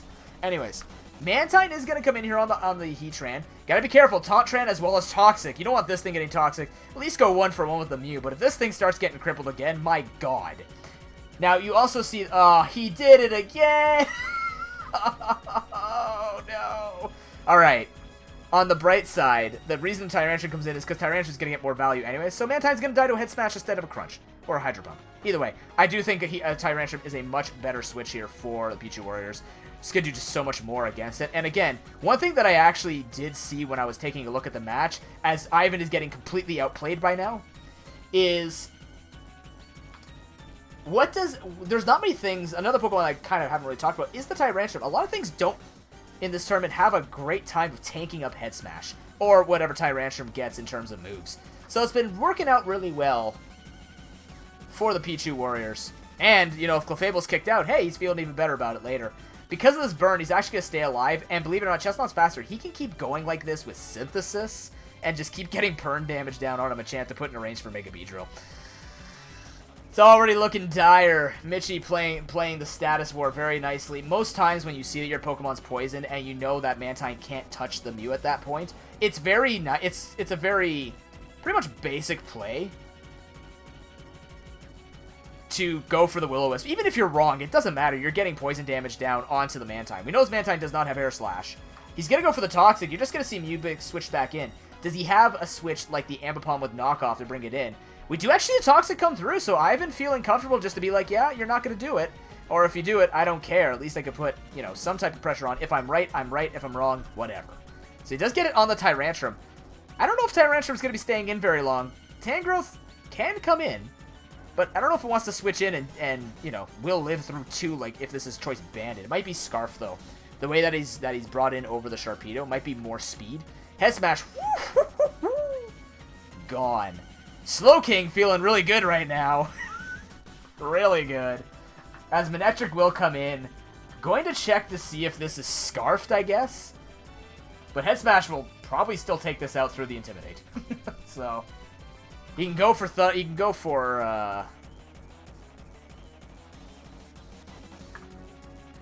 Volt Switch here, but then Tangrowth, probably after 2 Head Smash, is still going to be suffering. It is going to be the switch as the Heatran comes back in to soak up the damage. Reuniclus can maybe come in here and just go for... Well, Focus Blast only did 45%. You have to get a crit to get true value, but Machamp will actually be the Pokemon to come in here, so quite possibly just going for Knockoff again, just start getting things kind of softened up, or maybe just try and go for close combat. It's difficult because when you see a Pokemon like Mantine being taken down, yeah, he does go for the close combat. A lot of damage. Oh, this is Guts! Right! This is not getting weakened by Burn. It's actually boosting him. Awesome. I'm in the mode of, hey, this thing is no guard. You know what else just happened? That was a crit Drain Punch. That sucks. That's really good for the Pichu Warriors, though. Ambipom will make its appearance now. No Rocky Helmet to worry about if it wants to go for double hit. So that crit may probably most likely matter. But with that, Ivan looking a lot weaker. Fire Punch doing nothing as Chestnut feeling safe. Look how powerful Ambipom is, ladies and gentlemen. Look at that monkey go. Tangrowth coming in now. As Drain Punch will come through. Mitchie's not afraid. You know, Pichu Warriors here can just stay in here. We know there's an HP fire. It does about 35%. He can set up his spikes, and because the Defogger is gone, and he mispredicts the knockoff, Ivan's in a really bad spot. Really, really, really bad spot. And that's it. He's just done. He realizes he's lost his wall. That's a straight 2-0. Gives it. Honestly, probably going the way of Pichu Warriors anyways, but just give her. But with that loss, W. Wellington is dethroned for the second time this tournament. Similar to Mitchie. Oh, man. Ouch.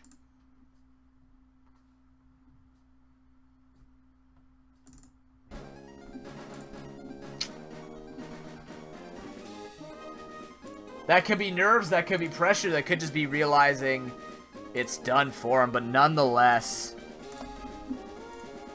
that is going to be another 2-0, and that really feels good for that feels good for both Oxum and Mitchie. Let's take a look at the standings after all that. You can see the points, and who's in the top is much different now. So,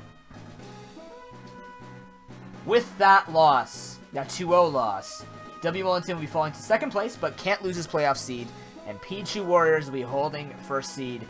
Luckily for him, trying to avoid the Alaskan Rakwanas, which tends to have, like, you know, a really good matchup against him, if Doodle can actually play it. But, things got a lot more interesting in week number 8 when you think it would just clean itself up. Nope. Lots of surprises. And shifts. Lots of shifts in the layout here. Just to quickly talk about that match, honestly, because he lost his Mantine, he's getting set up on, he doesn't have enough damage, he can't get through, Mega Beedrill's just going to clean up in the end. Ivan just has nothing he can do there. There's actually nothing he can do. Also, I'd like to point out, now the Pichu Warriors are the only people in the tournament to not lose a Series 02. So, another big deal for the Pichu Warriors here in week number 8. Don't know either, Mitchie, but it happened. Either way, let's talk implications. 6th place right now is 10 points, which means theoretically the Boston Baratics right now look like they can make it into the playoffs, but we have to take a look at the head-to-heads against Stockton Thunderous and the Araquanids, which they have played. So let's take a look at it here. Boston Baratics went 1-1 against the Araquanids, and the other one was, I already forgot. Stockton Thunderous. So 1-1 against the Alaskan Araquanids, and 0-2'd by Stockton Thunderous. Which means Stockton Thunderous, how do they do against Doodle? Because that would actually matter now.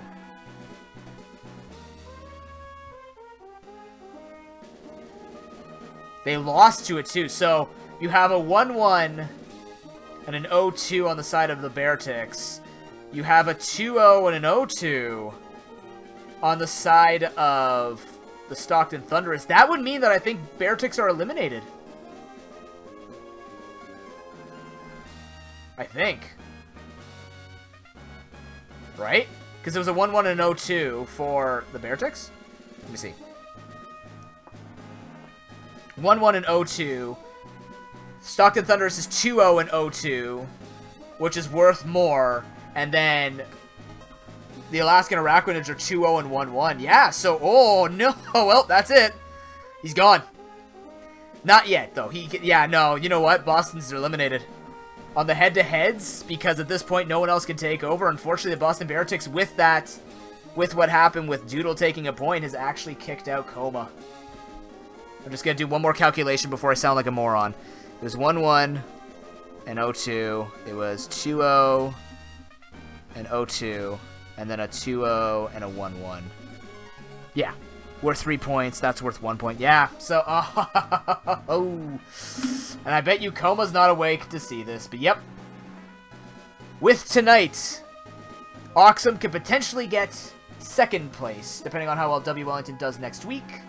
And the Boston Bearticks have been eliminated from the Pro Pokeball Season 4 playoffs. Unfortunate, but definitely he showed a lot of potential for future tournaments. I definitely liked the Bearticks draft. Koma showed that he could really play it out. Just think it's just too many mistakes on the actual indecision on what his official team was going to be and how strong it was going to be, and just didn't have the defensive core to keep himself into it. So that's it. It's now reduced to 1 through 7. Which means we gotta take a look at Week 9 and see where these players are gonna be looking at. It is the Sock Power Sky Sharks versus the Okeechobee Toros, the Boston Bearticks versus W Wellington, the Lanakila Conquerors versus the Pichu Warriors, QB Destroyers versus the Alaskan Araquanids, and Stockton Thunderous versus the Sarasota Suicunes. Oh yes, that's right. You know what, Oxum? You are absolutely correct. You did lose the matchup, so yeah, you can only get third. I think. We gotta confirm that. I can't remember. Yeah, you gave up first week, right? Yeah, okay, never mind. You can only get third. Unfortunate. Never mind. I can't do see, I don't have a person talking in my ear to give me the statistics when I'm trying to do math in my head. So you don't get a playoff bye. That's okay. You can place third. That would work. You can still have that ripped out of your hands, too. That would be interesting. Which can only happen through the Okeechobee Tours, which I think you play. Oh, wow. Hey, look at that. Project actually controls. If Project 2 owes you, he can actually put you down to 4th place. Interesting. Very interesting. Nonetheless, though, I like this week. This week had a lot of implications for what could happen to everybody. But that is going to be the end for tonight, ladies and gentlemen. Thank you very much for joining me, Pro Pokeball Week number 8. Week number 9, next Wednesday, May 9th at 8 p.m. Eastern Time, to finally determine who is going to be the top 6 going into the playoffs. If we have tiebreakers, we have tiebreakers. I can't do the math right now. I'm not going to do the math right now. I've already cut one person out of the tournament, then brought him back in, then cut him out, then put him back in, only to see that they were eliminated. But we'll have to see who's going to be our top 6. Like I said, ladies and gentlemen, make sure you make yourself a little bit of extra time next week if you are the seed 1 through 7, because if you are in the playoffs, you do need some information from me so that we can organize the date, as well as the files you guys will need in order for you to send me your available times for the playoffs. The playoffs are done in 2 days now. They are done in quarterfinals being 1 day, and then the semifinals and finals being done another week after, or whenever the next day is. So keep that in mind. That way, 1st and 2nd seed, basically Pichu Warriors and W Wellington, get to be cozy in their bye seeds. They get to be cozy with the quarterfinal bye, so they already know they're playing 2 weeks later than normal. But when is the bow tie returning? Probably during the playoffs. Yeah. We'll see you next Wednesday, guys. If you're here for more streams that are not just Pro Pokeball related, we'll be back tomorrow night, 8:30 p.m. Eastern Time, with the start of a Heart Gold Nuzlocke. Unless something changes, I don't think it will. But thank you very much for joining me tonight. I'm glad this stuff kind of worked out with the new Streamlabs OBS. No hotkeys, but we can probably fix that somehow, or just get better. Thank you very much for joining me. Get your new bits in. In the next 5 or 10 minutes, it will be closed.